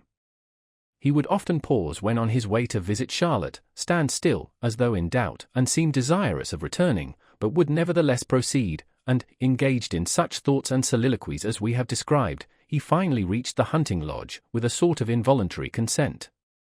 Upon one occasion he entered the house, and, inquiring for Charlotte, he observed that the inmates were in a state of unusual confusion. The eldest boy informed him that a dreadful misfortune had occurred at Walheim, that a peasant had been murdered. But this made little impression upon him. Entering the apartment, he found Charlotte engaged reasoning with her father, who, in spite of his infirmity, insisted on going to the scene of the crime, in order to institute an inquiry. The criminal was unknown, the victim had been found dead at his own door that morning. Suspicions were excited, the murdered man had been in the service of a widow, and the person who had previously filled the situation had been dismissed from her employment. As soon as Werther heard this, he exclaimed with great excitement, "Is it possible? I must go to the spot, I cannot delay a moment." He hastened to Walheim. Every incident returned vividly to his remembrance, and he entertained not the slightest doubt that that man was the murderer to whom he had so often spoken, and for whom he entertained so much regard. His way took him past the well-known lime trees, to the house where the body had been carried, and his feelings were greatly excited at the sight of the fondly recollected spot. That threshold where the neighbors' children had so often played together was stained with blood, love and attachment. The noblest feelings of human nature had been converted into violence and murder. The huge trees stood there leafless and covered with hoarfrost, the beautiful hedgerows which surrounded the old churchyard wall were withered, and the gravestones, half covered with snow, were visible through the openings. As he approached the inn, in front of which the whole village was assembled, screams were suddenly heard. A troop of armed peasants was seen approaching, and every one exclaimed that the criminal had been apprehended. Werther looked, and was not long in doubt. The prisoner was no other than the servant, who had been formerly so attached to the widow, and whom he had met prowling about, with that suppressed anger and ill-concealed despair, which we have before described. "What have you done, unfortunate man?" inquired Werther, as he advanced toward the prisoner. The latter turned his eyes upon him in silence, and then replied with perfect composure, "No one will now marry her, and she will marry no one." The prisoner was taken into the inn, and Werther left the place. The mind of Werther was fearfully excited by this shocking occurrence. He ceased, however, to be oppressed by his usual feeling of melancholy, moroseness, and indifference to everything that passed around him. He entertained a strong degree of pity for the prisoner, and was seized with an indescribable anxiety to save him from his impending fate. He considered him so unfortunate, he deemed his crime so excusable, and thought his own condition so nearly similar, that he felt convinced he could make every one else view the matter in the light in which he saw it himself. He now became anxious to undertake his defense, and commenced composing an eloquent speech for the occasion, and, on his way to the hunting lodge, he could not refrain from speaking aloud the statement which he resolved to make to the judge. Upon his arrival, he found Albert had been before him, and he was a little perplexed by this meeting, but he soon recovered himself, and expressed his opinion with much warmth to the judge. The latter shook his head doubtingly, and although Werther urged his case with the utmost zeal, feeling, and determination in defense of his client, yet, as we may easily suppose, the judge was not much influenced by his appeal. On the contrary, he interrupted him in his address, reasoned with him seriously, and even administered a rebuke to him for becoming the advocate of a murderer. He demonstrated that, according to this precedent, every law might be violated, and the public security utterly destroyed. He added, moreover, that in such a case he could himself do nothing, without incurring the greatest responsibility, that everything must follow in the usual course, and pursue the ordinary channel. Werther, however, did not abandon his enterprise, and even besought the judge to connive at the flight of the prisoner. But this proposal was peremptorily rejected. Albert, who had taken some part in the discussion, coincided in opinion with the judge. At this Werther became enraged, and took his leave in great anger, after the judge had more than once assured him that the prisoner could not be saved. The excess of his grief at this assurance may be inferred from a note we have found amongst his papers, and which was doubtless written upon this very occasion. "You cannot be saved, unfortunate man. I see clearly that we cannot be saved." Werther was highly incensed at the observations which Albert had made to the judge in this matter of the prisoner. He thought he could detect therein a little bitterness toward himself personally, and although, upon reflection, it could not escape his sound judgment that their view of the matter was correct, he felt the greatest possible reluctance to make such an admission. A memorandum of Werther's upon this point, expressive of his general feelings toward Albert, has been found amongst his papers. "What is the use of my continually repeating that he is a good and estimable man?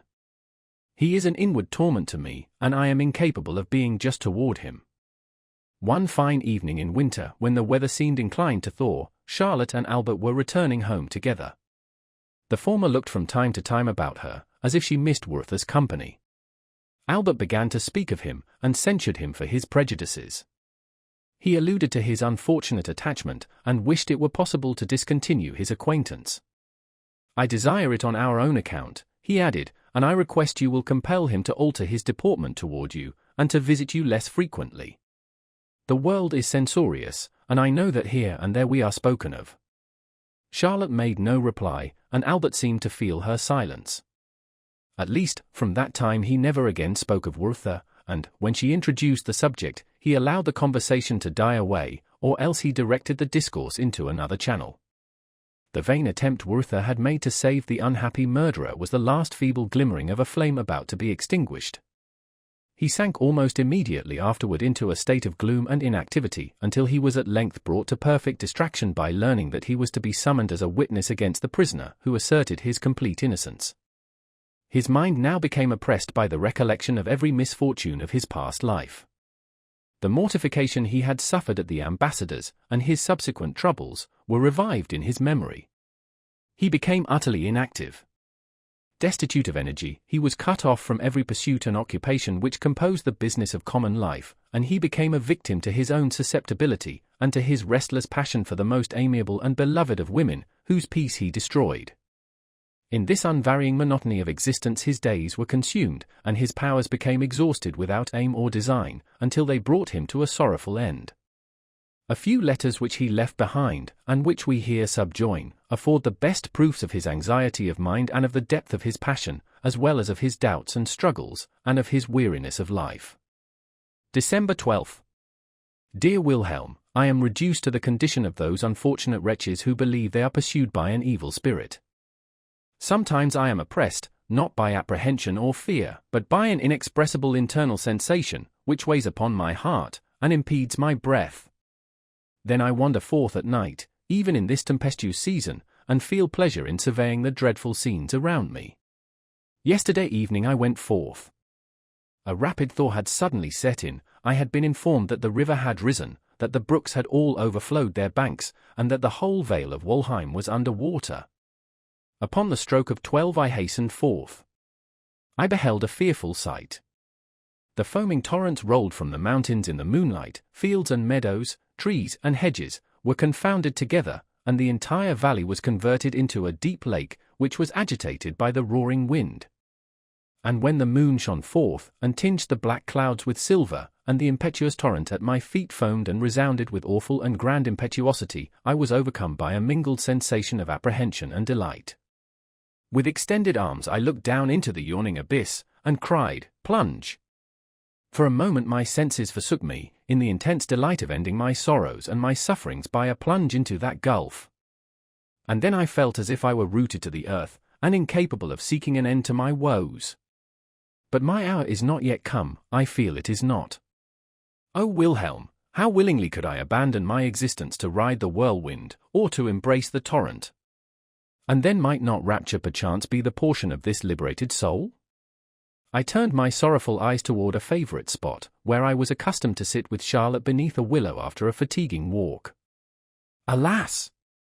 It was covered with water, and with difficulty I found even the meadow. And the fields around the hunting lodge, thought I.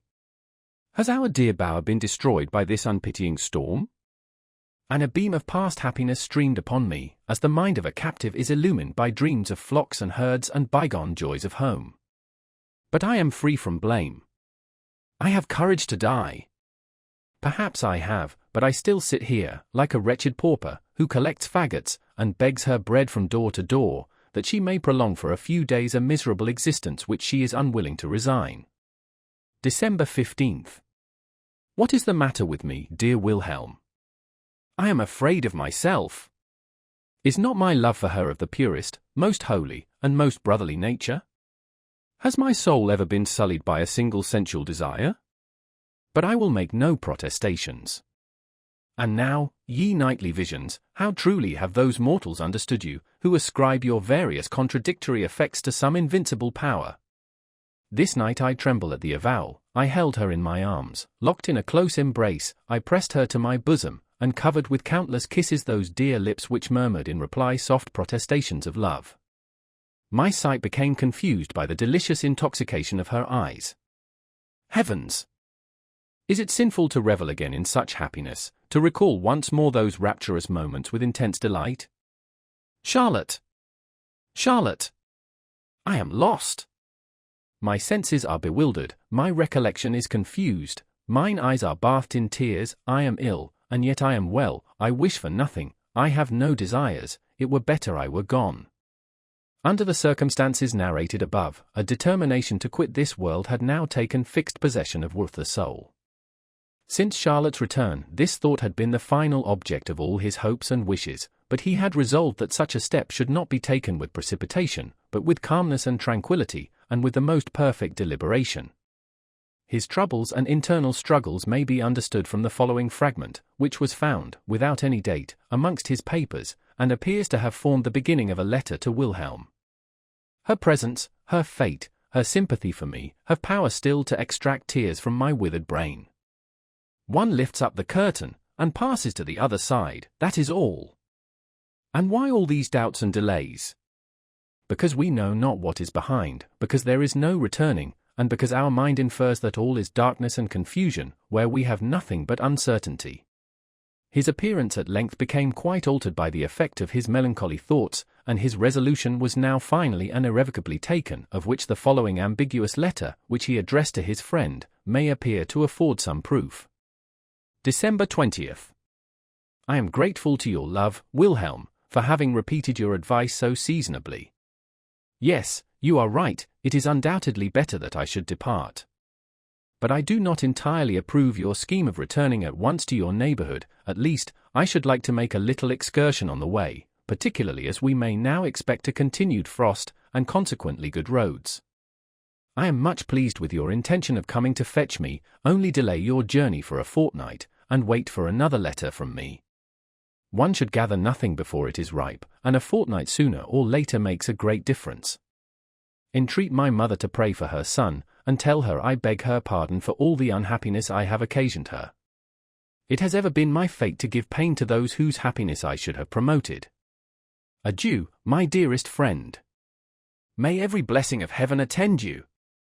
Farewell. We find it difficult to express the emotions with which Charlotte's soul was agitated during the whole of this time, whether in relation to her husband or to her unfortunate friend, although we are enabled, by our knowledge of her character, to understand their nature. It is certain that she had formed a determination, by every means in her power, to keep Werther at a distance, and, if she hesitated in her decision, it was from a sincere feeling of friendly pity, knowing how much it would cost him, indeed, that he would find it almost impossible to comply with her wishes. But various causes now urged her to be firm. Her husband preserved a strict silence about the whole matter, and she never made it a subject of conversation, feeling bound to prove to him by her conduct that her sentiments agreed with his. The same day, which was the Sunday before Christmas, after Werther had written the last mentioned letter to his friend, he came in the evening to Charlotte's house, and found her alone. She was busy preparing some little gifts for her brothers and sisters, which were to be distributed to them on Christmas Day. He began talking of the delight of the children, and of that age when the sudden appearance of the Christmas tree, decorated with fruit and sweetmeats, and lighted up with wax candles, causes such transports of joy. You shall have a gift too, if you behave well, said Charlotte, hiding her embarrassment under a sweet smile. And what do you call behaving well? What should I do? What can I do, my dear Charlotte? Said he. Thursday night, she answered, is Christmas Eve. The children are all to be here, and my father too. There is a present for each. Do you come likewise, but do not come before that time. Werther started. I desire you will not, it must be so, she continued. I ask it of you as a favor, for my own peace and tranquility. We cannot go on in this manner any longer.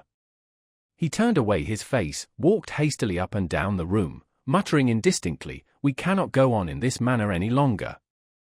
Charlotte, seeing the violent agitation into which these words had thrown him, endeavored to divert his thoughts by different questions, but in vain. No, Charlotte, he exclaimed, I will never see you any more. And why so? She answered. We must see each other again, only let it be with more discretion. Oh! Why were you born with that excessive, that ungovernable passion for everything that is dear to you? Then, taking his hand, she said, I entreat of you to be more calm. Your talents, your understanding, your genius, will furnish you with 1,000 resources. Be a man, and conquer an unhappy attachment toward a creature who can do nothing but pity you. He bit his lips, and looked at her with a gloomy countenance. She continued to hold his hand. Grant me but a moment's patience, Werther, she said. Do you not see that you are deceiving yourself, that you are seeking your own destruction? Why must you love me only, who belong to another? I much fear, that it is only the impossibility of possessing me which makes your desire for me so strong. He drew back his hand, whilst he surveyed her with a wild and angry look. 'Tis well, he exclaimed, 'tis very well. Did not Albert furnish you with this reflection? It is profound, a very profound remark. A reflection that any one might easily make, she answered, and is there not a woman in the whole world who is at liberty, and has the power to make you happy? Conquer yourself, look for such a being, and believe me when I say that you will certainly find her. I have long felt for you, and for us all, you have confined yourself too long within the limits of too narrow a circle. Conquer yourself, make an effort, a short journey will be of service to you. Seek and find an object worthy of your love, then return hither, and let us enjoy together all the happiness of the most perfect friendship. This speech, replied Werther with a cold smile, this speech should be printed, for the benefit of all teachers. "My dear Charlotte, allow me but a short time longer, and all will be well. But however, Werther," she added, "do not come again before Christmas." He was about to make some answer when Albert came in. They saluted each other coldly, and with mutual embarrassment paced up and down the room. Werther made some common remarks, Albert did the same, and their conversation soon dropped. Albert asked his wife about some household matters, and, finding that his commissions were not executed, he used some expressions which, to Werther's ear, savoured of extreme harshness. He wished to go, but had not power to move, and in this situation he remained till 8 o'clock, his uneasiness and discontent continually increasing. At length the cloth was laid for supper, and he took up his hat and stick. Albert invited him to remain, but Werther, fancying that he was merely paying a formal compliment, thanked him coldly, and left the house. Werther returned home, took the candle from his servant, and retired to his room alone.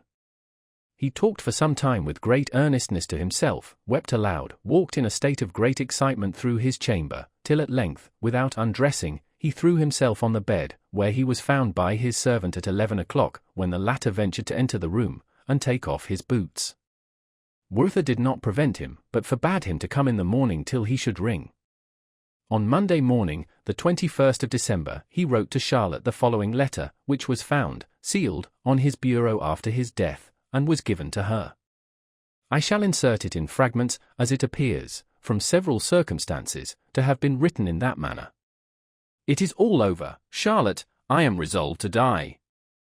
I make this declaration deliberately and coolly, without any romantic passion, on this morning of the day when I am to see you for the last time. At the moment you read these lines, O best of women, the cold grave will hold the inanimate remains of that restless and unhappy being who, in the last moments of his existence, knew no pleasure so great as that of conversing with you. I have passed a dreadful night, or rather, let me say, a propitious one, for it has given me resolution, it has fixed my purpose. I am resolved to die. When I tore myself from you yesterday, my senses were in tumult and disorder, my heart was oppressed, hope and pleasure had fled from me forever, and a petrifying cold had seized my wretched being. I could scarcely reach my room. I threw myself on my knees, and heaven, for the last time, granted me the consolation of shedding tears. 1,000 ideas, 1,000 schemes, arose within my soul, till at length one last, fixed, final thought took possession of my heart. It was to die. I lay down to rest, and in the morning, in the quiet hour of awakening, the same determination was upon me. To die. It is not despair, it is conviction that I have filled up the measure of my sufferings, that I have reached my appointed term, and must sacrifice myself for thee. Yes, Charlotte, why should I not avow it? One of us three must die, it shall be Werther. O beloved Charlotte! This heart, excited by rage and fury, has often conceived the horrid idea of murdering your husband, you or myself. The lot is cast at length. And in the bright, quiet evenings of summer, when you sometimes wander toward the mountains, let your thoughts then turn to me, recollect how often you have watched me coming to meet you from the valley, then bend your eyes upon the churchyard which contains my grave, and, by the light of the setting sun, mark how the evening breeze waves the tall grass which grows above my tomb. I was calm when I began this letter, but the recollection of these scenes makes me weep like a child. About 10 in the morning, Werther called his servant, and, whilst he was dressing, told him that in a few days he intended to set out upon a journey, and bade him therefore lay his clothes in order, and prepare them for packing up, call in all his accounts, fetch home the books he had lent, and give 2 months' pay to the poor dependents who were accustomed to receive from him a weekly allowance. He breakfasted in his room, and then mounted his horse, and went to visit the steward, who, however, was not at home. He walked pensively in the garden, and seemed anxious to renew all the ideas that were most painful to him. The children did not suffer him to remain alone long. They followed him, skipping and dancing before him, and told him that after tomorrow and 1 day more, they were to receive their Christmas gift from Charlotte, and they then recounted all the wonders of which they had formed ideas in their child imaginations. Tomorrow, said he, and 1 day more. And he kissed them tenderly. He was going, but the younger boy stopped him, to whisper something in his ear. He told him that his elder brothers had written splendid New Year's wishes so large. one for Papa, and another for Albert and Charlotte, and one for Werther, and they were to be presented early in the morning, on New Year's Day. This quite overcame him. He made each of the children a present, mounted his horse, left his compliments for Papa and Mamma, and, with tears in his eyes, rode away from the place. He returned home about 5 o'clock, ordered his servant to keep up his fire, desired him to pack his books and linen at the bottom of the trunk, and to place his coats at the top. He then appears to have made the following addition to the letter addressed to Charlotte. "You do not expect me. You think I will obey you, and not visit you again till Christmas Eve. Oh Charlotte, today or never. On Christmas Eve you will hold this paper in your hand, you will tremble, and moisten it with your tears. I must. Oh, how happy I feel to be determined." In the meantime, Charlotte was in a pitiable state of mind. After her last conversation with Werther, she found how painful to herself it would be to decline his visits, and knew how severely he would suffer from their separation. She had, in conversation with Albert, mentioned casually that Werther would not return before Christmas Eve, and soon afterward Albert went on horseback to see a person in the neighborhood, with whom he had to transact some business which would detain him all night. Charlotte was sitting alone. None of her family were near, and she gave herself up to the reflections that silently took possession of her mind. She was forever united to a husband whose love and fidelity she had proved, to whom she was heartily devoted, and who seemed to be a special gift from heaven to ensure her happiness. On the other hand, Werther had become dear to her. There was a cordial unanimity of sentiment between them from the very first hour of their acquaintance, and their long association and repeated interviews had made an indelible impression upon her heart. She had been accustomed to communicate to him every thought and feeling which interested her, and his absence threatened to open a void in her existence which it might be impossible to fill. How heartily she wished that she might change him into her brother, that she could induce him to marry one of her own friends, or could re-establish his intimacy with Albert. She passed all her intimate friends in review before her mind, but found something objectionable in each, and could decide upon none to whom she would consent to give him. Amid all these considerations she felt deeply but indistinctly that her own real but unexpressed wish was to retain him for herself, and her pure and amiable heart felt from this thought a sense of oppression which seemed to forbid a prospect of happiness. She was wretched, a dark cloud obscured her mental vision. It was now 6:30 o'clock, and she heard Werther's step on the stairs. She at once recognized his voice, as he inquired if she were at home. Her heart beat audibly, we could almost say for the first time, at his arrival. It was too late to deny herself, and, as he entered, she exclaimed, with a sort of ill-concealed confusion, "You have not kept your word."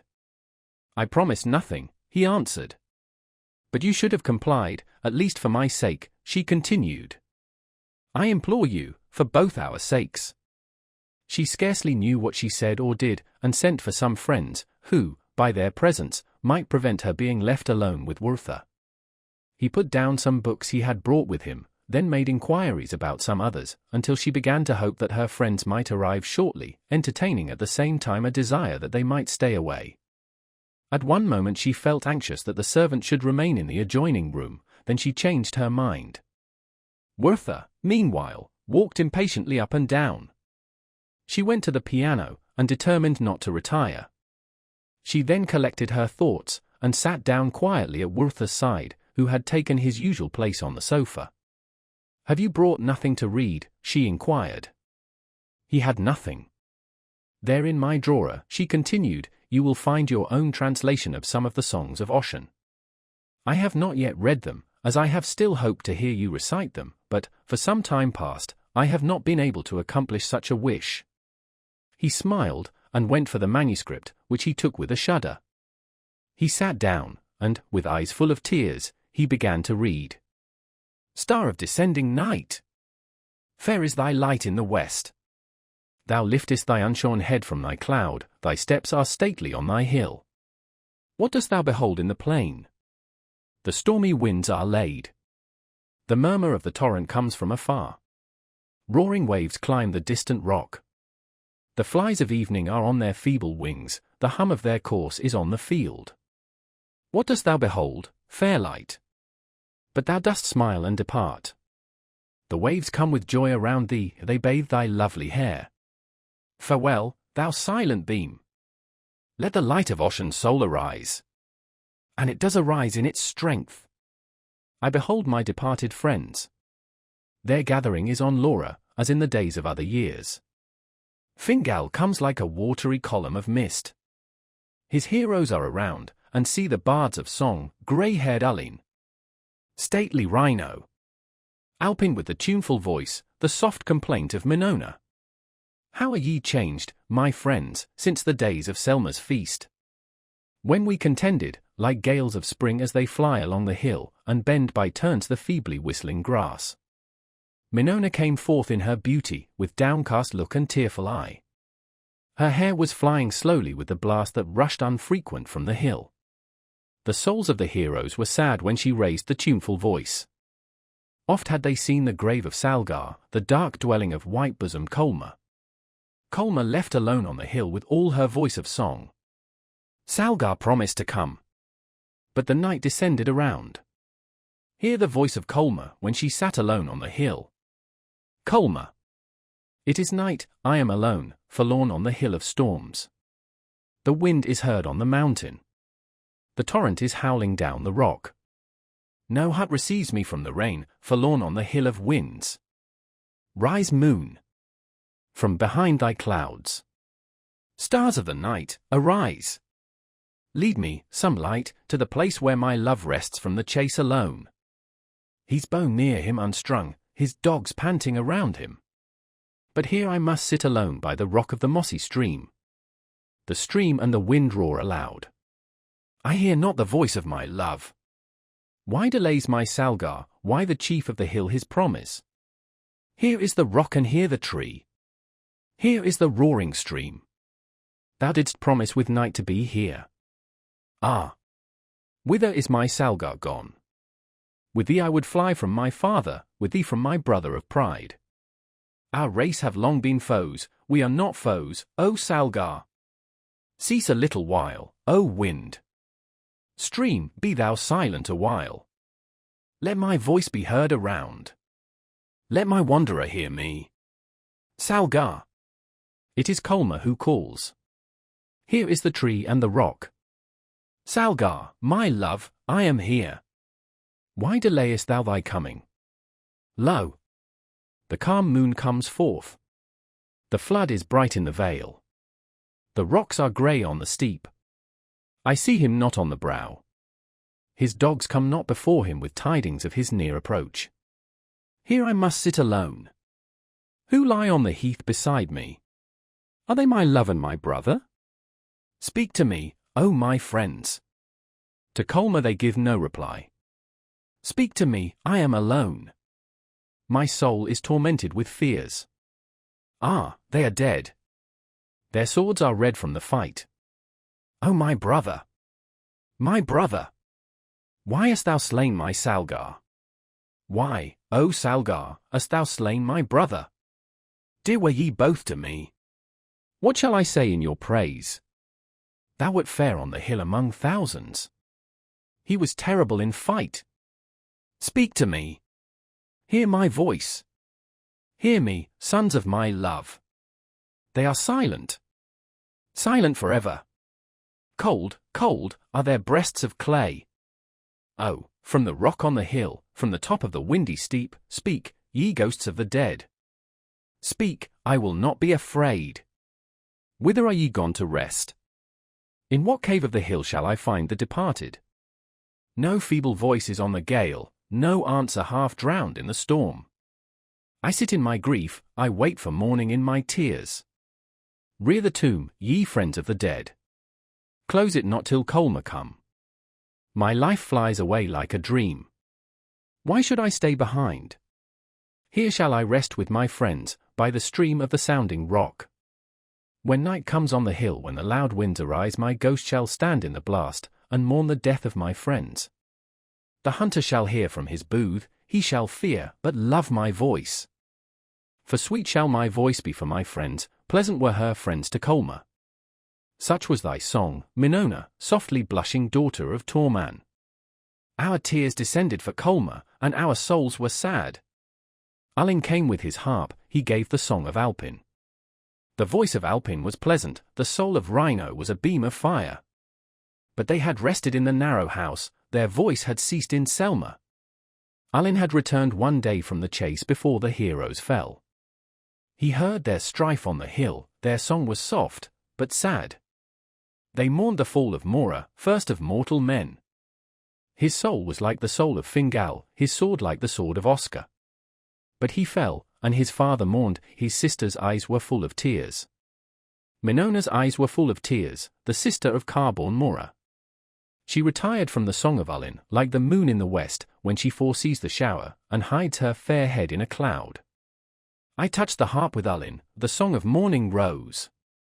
Rhino. The wind and the rain are past, calm is the noon of day. The clouds are divided in heaven. Over the green hills flies the inconstant sun. Red through the stony vale comes down the stream of the hill. Sweet are thy murmurs, O stream. But more sweet is the voice I hear. It is the voice of Alpin, the son of song, mourning for the dead. Bent is his head of age, red his tearful eye. Alpin, thou son of song, why alone on the silent hill? Why complainest thou, as a blast in the wood, as a wave on the lonely shore? Alpin. My tears, O Rhino, are for the dead, my voice for those that have passed away. Tall thou art on the hill, fair among the sons of the vale. But thou shalt fall like Mora, the mourner shall sit on thy tomb. The hills shall know thee no more, thy bow shall lie in thy hall unstrung. Thou wert swift, O Mora, as a roe on the desert, terrible as a meteor of fire. Thy wrath was as the storm. Thy sword in battle as lightning in the field. Thy voice was as a stream after rain, like thunder on distant hills. Many fell by thy arm, they were consumed in the flames of thy wrath. But when thou didst return from war, how peaceful was thy brow. Thy face was like the sun after rain, like the moon in the silence of night, calm as the breast of the lake when the loud wind is laid. Narrow is thy dwelling now. Dark the place of thine abode. With 3 steps I compass thy grave, O thou who wast so great before. For stones, with their heads of moss, are the only memorial of thee. A tree with scarce a leaf, long grass which whistles in the wind, mark to the hunter's eye the grave of the mighty Mora. Mora! Thou art low indeed. Thou hast no mother to mourn thee, no maid with her tears of love. Dead is she that brought thee forth. Fallen is the daughter of Morglan. Who on his staff is this? Who is this whose head is white with age, whose eyes are red with tears, who quakes at every step? It is thy father, O Mora, the father of no son but thee. He heard of thy fame in war, he heard of foes dispersed. He heard of Mora's renown, why did he not hear of his wound? Weep, thou father of Mora. Weep, but thy son heareth thee not. Deep is the sleep of the dead, low their pillow of dust. No more shall he hear thy voice, no more awake at thy call. When shall it be morn in the grave, to bid the slumberer awake? Farewell, thou bravest of men, thou conqueror in the field. But the field shall see thee no more, nor the dark wood be lightened with the splendor of thy steel. Thou hast left no son. The song shall preserve thy name. Future times shall hear of thee, they shall hear of the fallen Mora. The grief of all arose, but most the bursting sigh of Armin. He remembers the death of his son, who fell in the days of his youth. Carmor was near the hero, the chief of the echoing Galmal. Why burst the sigh of Armin? He said, Is there a cause to mourn? The song comes with its music to melt and please the soul. It is like soft mist that, rising from a lake, pours on the silent vale. The green flowers are filled with dew, but the sun returns in his strength, and the mist is gone. Why art thou sad, O Armin, chief of sea-surrounded Gorma? Sad I am, nor small is my cause of woe. Carmor, thou hast lost no son, thou hast lost no daughter of beauty. Colgar the valiant lives, and Anira, fairest maid. The boughs of thy house ascend, O Carmor. But Armin is the last of his race. Dark is thy bed, O Dora. Deep thy sleep in the tomb. When shalt thou wake with thy songs? With all thy voice of music? Arise, winds of autumn, arise, blow along the heath. Streams of the mountains, roar, roar, tempests in the groves of my oaks. Walk through broken clouds, O moon. Show thy pale face at intervals, bring to my mind the night when all my children fell, when Arindel the mighty fell, when Dora the lovely failed. Dora, my daughter, thou wert fair, fair as the moon on Fura, white as the driven snow, sweet as the breathing gale. Arindel, thy bow was strong, thy spear was swift on the field, thy look was like mist on the wave, thy shield a red cloud in a storm. Armor, renowned in war, came and sought Dora's love. He was not long refused, fair was the hope of their friends. Erath, son of Odgal, repined, his brother had been slain by Armor. He came disguised like a son of the sea, fair was his cliff on the wave, white his locks of age, calm his serious brow. Fairest of women, he said, lovely daughter of Armin. A rock not distant in the sea bears a tree on its side, red shines the fruit afar. There Armor waits for Dora. I come to carry his love. She went, she called on Armor. Naught answered, but the son of the rock. Armor, my love, my love. Why tormentest thou me with fear? Here, son of Arnot, here. It is Dora who calleth thee. Erath, the traitor, fled laughing to the land. She lifted up her voice, she called for her brother and her father. Arindel. Armin. None to relieve you, Dora. Her voice came over the sea. Arindel, my son, descended from the hill, rough in the spoils of the chase. His arrows rattled by his side, his bow was in his hand, 5 dark grey dogs attended his steps. He saw fierce Erath on the shore, he seized and bound him to an oak. Thick wind the thongs of the hide around his limbs, he loads the winds with his groans. Arindel ascends the deep in his boat to bring Dora to land. Armor came in his wrath, and let fly the grey-feathered shaft. It sunk in thy heart, O Arindel, my son. For Erath the traitor thou diest. The oar is stopped at once, he panted on the rock, and expired. What is thy grief, O Dora, when round thy feet is poured thy brother's blood? The boat is broken in twain. Armor plunges into the sea to rescue his Dora, or die. Sudden a blast from a hill came over the waves, he sank, and he rose no more. Alone, on the sea-beat rock, my daughter was heard to complain, frequent and loud were her cries. What could her father do? All night I stood on the shore, I saw her by the faint beam of the moon. All night I heard her cries. Loud was the wind, the rain beat hard on the hill. Before morning appeared, her voice was weak, it died away like the evening breeze among the grass of the rocks. Spent with grief, she expired, and left thee, Armin, alone. Gone is my strength in war, fallen my pride among women. When the storms aloft arise, when the north lifts the wave on high, I sit by the sounding shore, and look on the fatal rock. Often by the setting moon I see the ghosts of my children, half viewless they walk in mournful conference together. A torrent of tears which streamed from Charlotte's eyes and gave relief to her bursting heart, stopped Werther's recitation. He threw down the book, seized her hand, and wept bitterly. Charlotte leaned upon her hand, and buried her face in her handkerchief, the agitation of both was excessive. They felt that their own fate was pictured in the misfortunes of Ossian's heroes, they felt this together, and their tears redoubled. Werther supported his forehead on Charlotte's arm, she trembled, she wished to be gone, but sorrow and sympathy lay like a leaden weight upon her soul.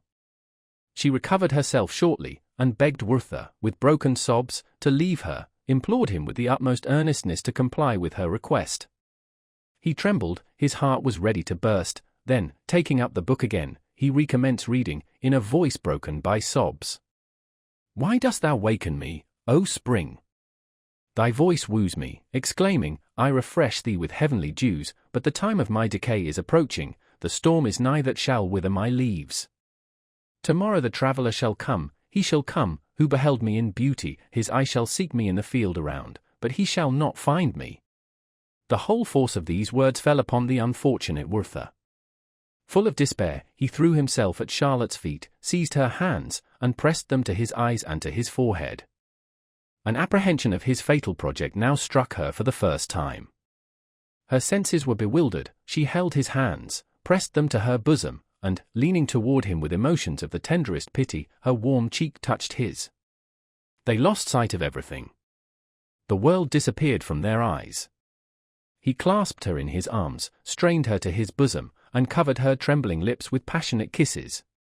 "Werther," she cried with a faint voice, turning herself away, "Werther," and, with a feeble hand, she pushed him from her. At length, with the firm voice of virtue, she exclaimed, "Werther!" He resisted not, but, tearing himself from her arms, fell on his knees before her. Charlotte rose, and, with disordered grief, in mingled tones of love and resentment, she exclaimed, "It is the last time, Werther. You shall never see me any more." Then, casting one last, tender look upon her unfortunate lover, she rushed into the adjoining room, and locked the door. Werther held out his arms, but did not dare to detain her. He continued on the ground, with his head resting on the sofa, for half an hour, till he heard a noise which brought him to his senses. The servant entered.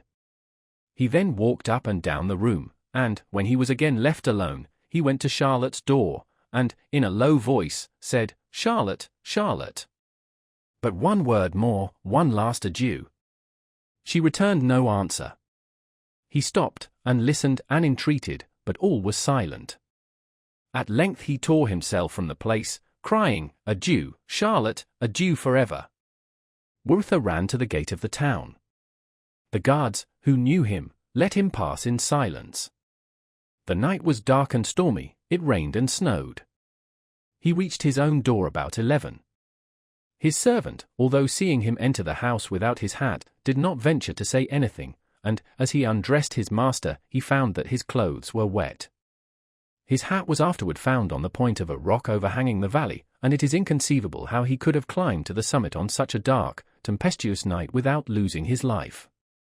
He retired to bed, and slept to a late hour. The next morning his servant, upon being called to bring his coffee, found him writing. He was adding, to Charlotte, what we here annex. "For the last time I open these eyes. Alas! They will behold the sun no more. It is covered by a thick, impenetrable cloud. Yes, nature. Put on mourning, your child, your friend, your lover, draws near his end. This thought, Charlotte, is without parallel, and yet it seems like a mysterious dream when I repeat, this is my last day. The last! Charlotte, no word can adequately express this thought. The last! Today I stand erect in all my strength. Tomorrow, cold and stark, I shall lie extended upon the ground. To die! What is death? We do but dream in our discourse upon it. I have seen many human beings die, but, so straitened is our feeble nature, we have no clear conception of the beginning or the end of our existence. At this moment I am my own, or rather I am thine, my adored. And the next we are parted, severed, perhaps forever. No, Charlotte, no. How can you, be annihilated? We exist. What is annihilation? A mere word, an unmeaning sound that fixes no impression on the mind. Dead, Charlotte. Laid in the cold earth, in the dark and narrow grave. I had a friend once who was everything to me in early youth. She died. I followed her hearse, I stood by her grave when the coffin was lowered, and when I heard the creaking of the cords as they were loosened and drawn up, when the first shovelful of earth was thrown in, and the coffin returned a hollow sound, which grew fainter and fainter till all was completely covered over, I threw myself on the ground, my heart was smitten, grieved, shattered, rent, but I neither knew what had happened, nor what was to happen to me. Death! The grave! I understand not the words. Forgive, oh, forgive me. Yesterday, that day should have been the last of my life. Thou angel! For the first time in my existence, I felt rapture glow within my inmost soul. She loves me. Still burns upon my lips the sacred fire they received from thine. New torrents of delight overwhelm my soul. Forgive me, oh, forgive. I knew that I was dear to you, I saw it in your first entrancing look, knew it by the first pressure of your hand, but when I was absent from you, when I saw Albert at your side, my doubts and fears returned. Do you remember the flowers you sent me when, at that crowded assembly, you could neither speak nor extend your hand to me? Half the night I was on my knees before those flowers, and I regarded them as the pledges of your love, but those impressions grew fainter, and were at length effaced.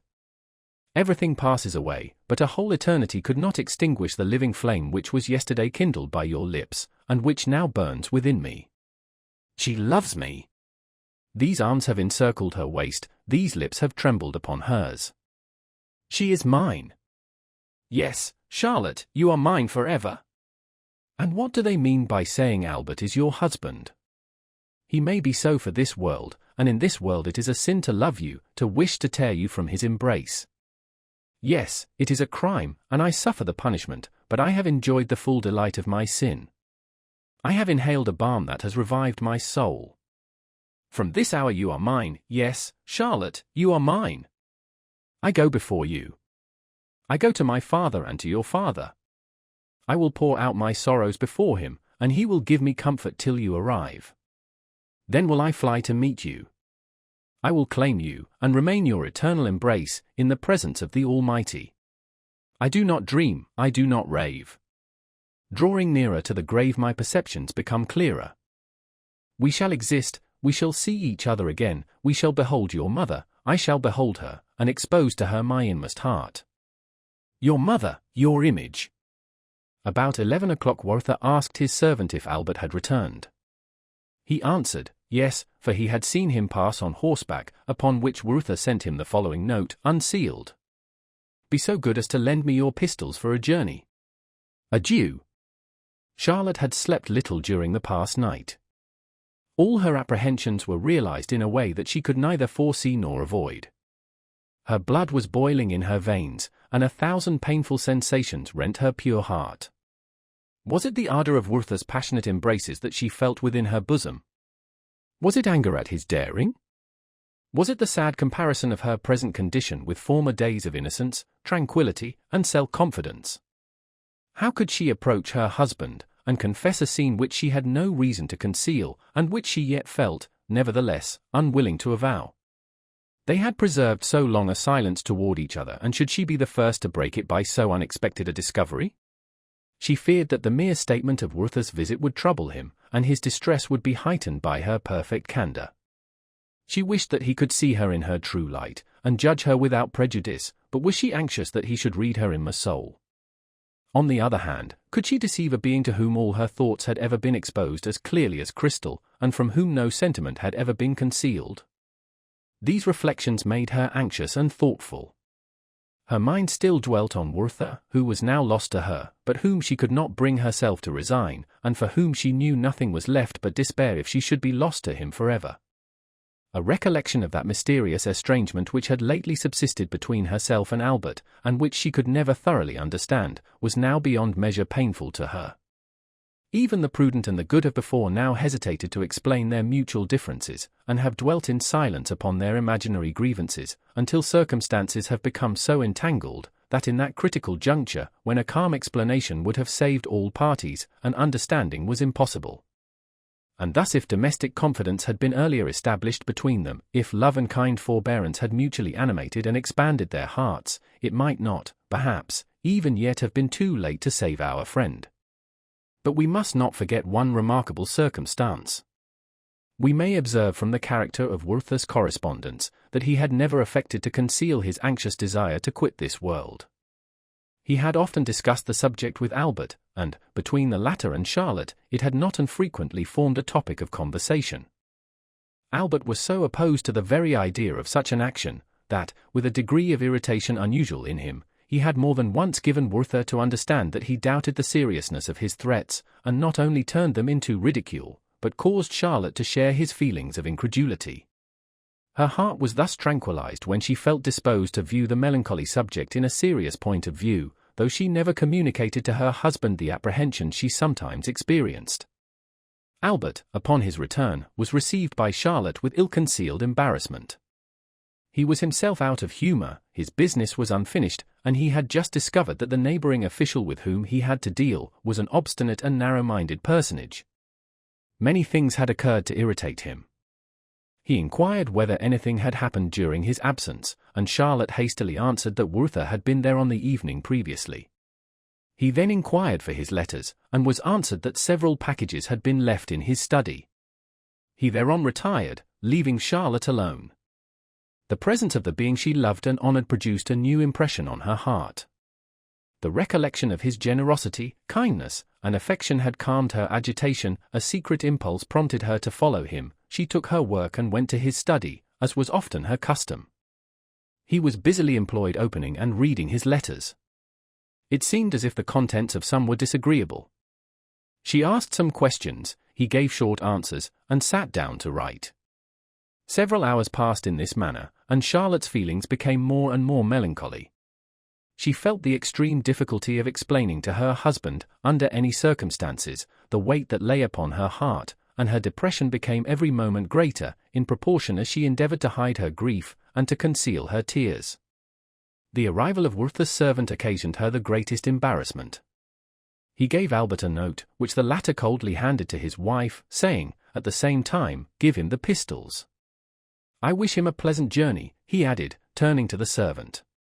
These words fell upon Charlotte like a thunderstroke. She rose from her seat half fainting, and unconscious of what she did.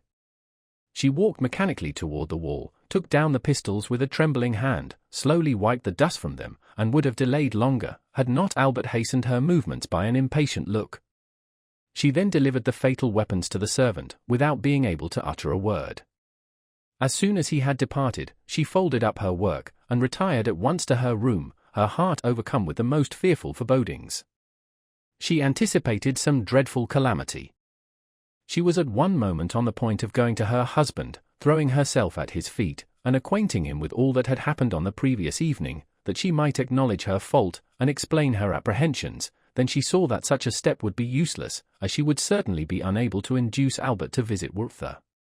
Dinner was served, and a kind friend whom she had persuaded to remain assisted to sustain the conversation, which was carried on by a sort of compulsion, till the events of the morning were forgotten.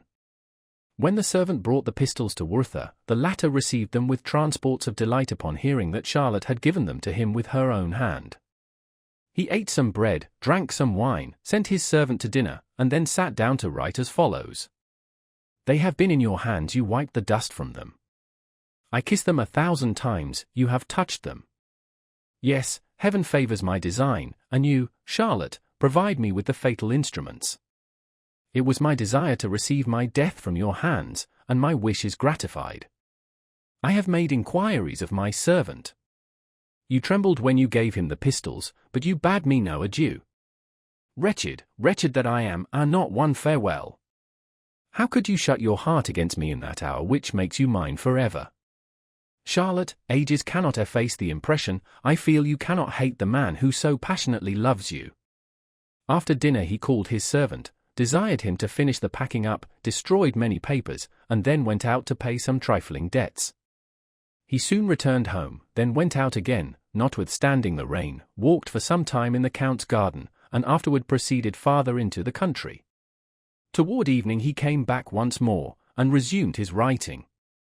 "Wilhelm, I have for the last time beheld the mountains, the forests, and the sky.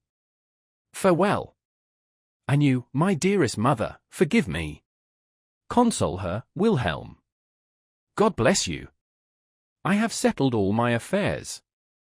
Farewell. We shall meet again, and be happier than ever. I have requited you badly, Albert, but you will forgive me. I have disturbed the peace of your home. I have sowed distrust between you. Farewell. I will end all this wretchedness. And oh, that my death may render you happy. Albert, Albert. Make that angel happy, and the blessing of heaven be upon you." He spent the rest of the evening in arranging his papers. He tore and burned a great many, others he sealed up, and directed to Wilhelm. They contained some detached thoughts and maxims, some of which I have perused. At 10 o'clock he ordered his fire to be made up, and a bottle of wine to be brought to him. He then dismissed his servant, whose room, as well as the apartments of the rest of the family, was situated in another part of the house. The servant lay down without undressing, that he might be the sooner ready for his journey in the morning. his master having informed him that the post-horses would be at the door before 6 o'clock. Past 11 o'clock. All is silent around me, and my soul is calm. I thank thee, O God, that thou bestowest strength and courage upon me in these last moments. I approach the window, my dearest of friends, and through the clouds, which are at this moment driven rapidly along by the impetuous winds, I behold the stars which illumine the eternal heavens. No, you will not fall, celestial bodies, the hand of the Almighty supports both you and me. I have looked for the last time upon the constellation of the Greater Bear. It is my favorite star, for when I bade you farewell at night, Charlotte, and turned my steps from your door, it always shone upon me. With what rapture have I at times beheld it! How often have I implored it with uplifted hands to witness my felicity! And even still, but what object is there, Charlotte, which fails to summon up your image before me? Do you not surround me on all sides? And have I not, like a child, treasured up every trifle which you have consecrated by your touch? Your profile, which was so dear to me, I return to you, and I pray you to preserve it. Thousands of kisses have I imprinted upon it, and 1,000 times has it gladdened my heart on departing from and returning to my home. I have implored your father to protect my remains. At the corner of the churchyard, looking toward the fields, there are 2 lime trees, there I wish to lie.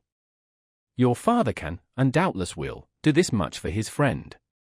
Implore it of him. But perhaps pious Christians will not choose that their bodies should be buried near the corpse of a poor, unhappy wretch like me.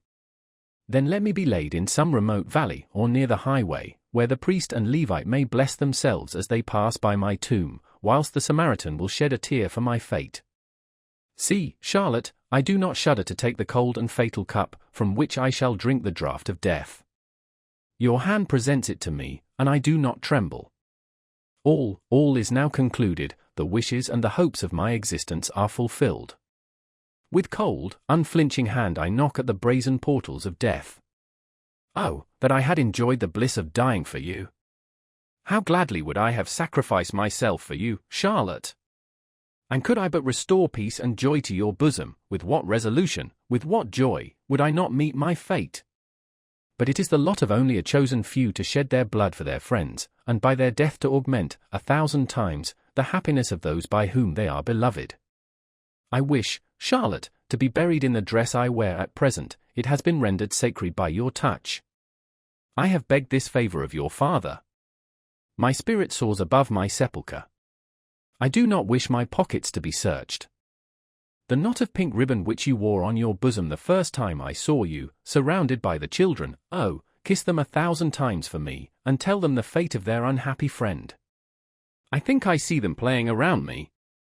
The dear children! How warmly have I been attached to you, Charlotte!